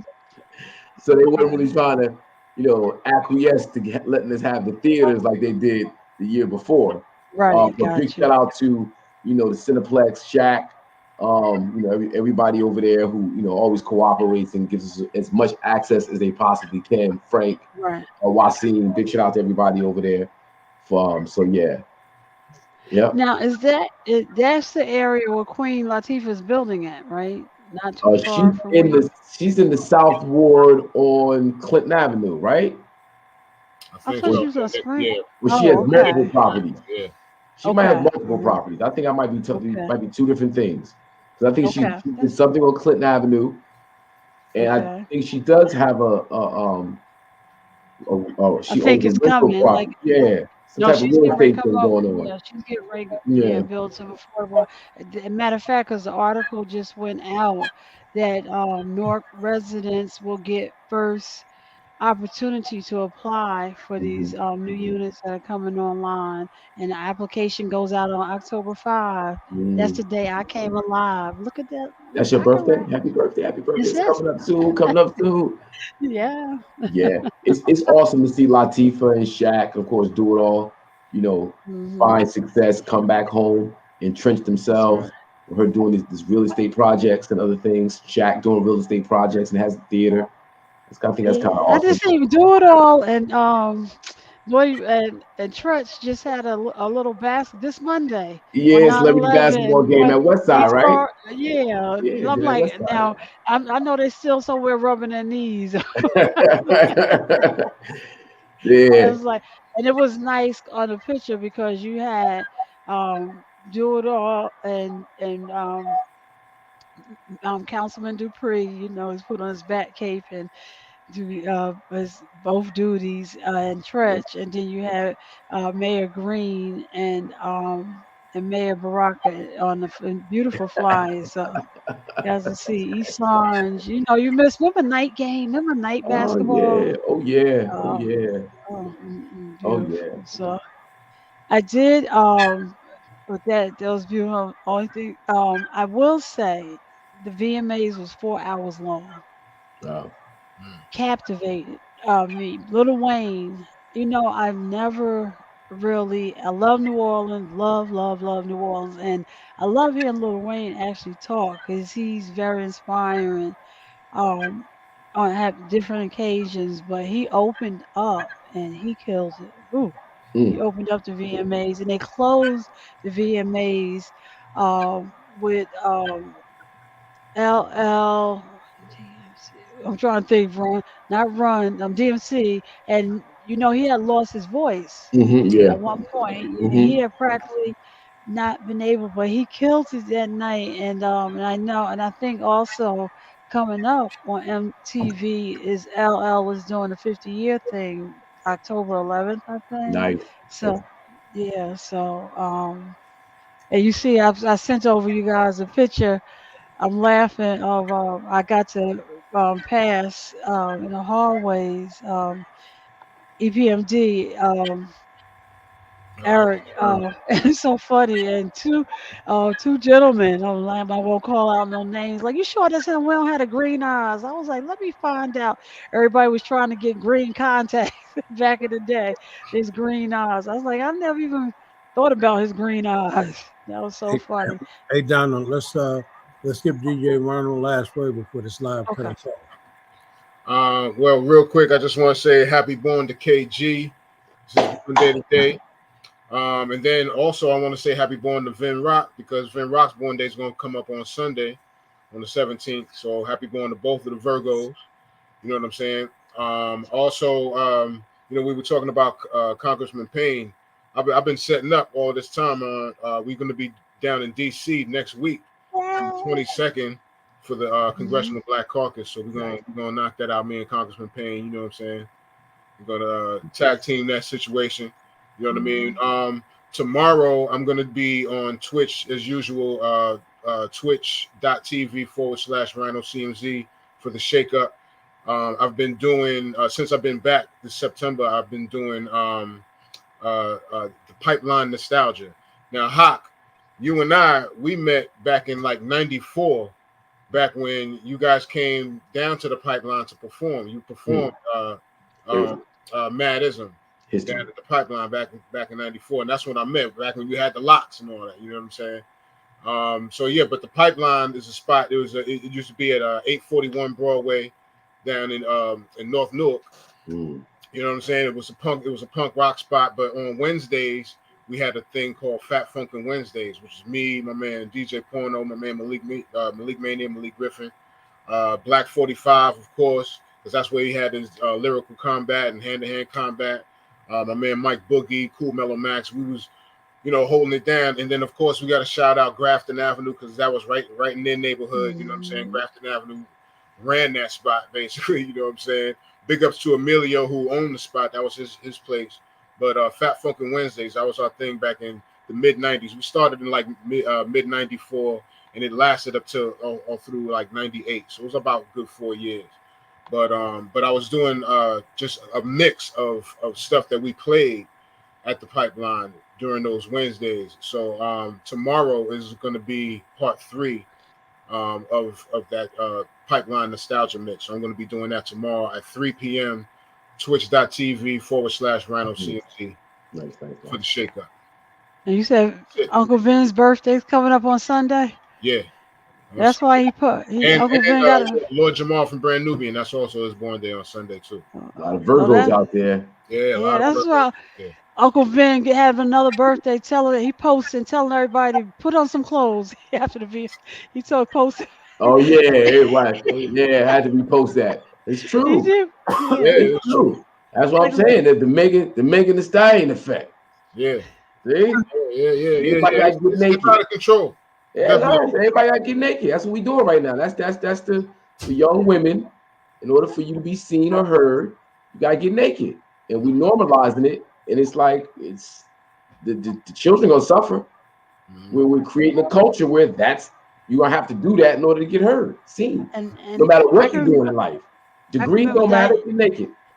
I can remember Diana Ross saying on the Motown War years ago, all that gyrating. She's like, you it's more than that. I remember her saying that. When you come up on the stage. We out of time. So I'm gonna give you the last word, Donna. So you don't have to steal any last words. We're just gonna give it to you. How about that? You don't give me the last word. Everybody can say, but the only thing I did want to say is that Nikki brought back the trenches. She had trenches and flavors. I love the leather trench. That's all. Okay. All right. Check out Nas' new album. Nas got a new album out. Magic 3. It's the final album. It's the final album of the trilogy Magic. So check that out. That's another Virgo. Just had a born day yesterday. So happy birthday, Nas. Well, go ahead, Huck. If you got anything you want to say, 24 hours of peace, love, unity, safely having fun. All politics are local. Well, listen, y'all. We want to thank y'all for tuning in, and we want to definitely thank the mayor for coming through and doing the mayor's forum. We appreciate him dropping the knowledge, and what's sticking in my brain is how he broke down subjective and objective. He said his father taught him the difference between those two words and what they really meant. And I think that for folks who didn't get that, go back and listen to the tape once we click this off. I think you should go and study that, because he gave 30 minutes of actually a great lecture. We let him talk and he broke it down. So I think y'all should go listen to that. Then we want to thank Zaid for, bringing all of the brothers on, the original Black Panthers, those brothers who are doing the book things that they're doing out there, the crib work that they're doing in Brooklyn this weekend. Go out and check that out.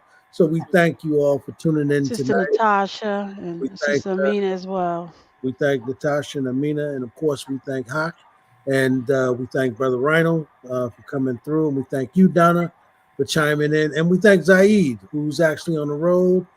So is Jonathan Austin. He's out in Texas, and Zaid is out in Oklahoma. So we thank all y'all for tuning in. And can you just, if you can't do it, I'm still in the word, but I did get a request. Can we announce when the mayor does his meetings? I didn't know that. Which one? The men's meetings? The men's. Yeah, I don't have it. Let me see if I can. I thought it was standing, and we'll start doing it next week then. No, Okay. well, he does them at different times, but this one is that he's got coming up is actually going to be the men's breakfast down at Robert Treat. So that's going to be really a big one. Let me see if I can pull it up real quick. I'm sorry, I got a request. I think it's on the 30th. I think it's on the 30th. It is. So it's on it's on September 30th. It's at 10 a.m. It's going to be the men's breakfast meeting at Robert Treat Hotel, and Charlemagne the God is going to be one of the special guests at that. So if you all can make it, come down September 30th to Robert Treat Hotel at 10 a.m. All right. Again, as my brother Zaid would say, he's not here. We'll see y'all next time, and we'll catch y'all in the whirlwind. All right. Peace. Peace.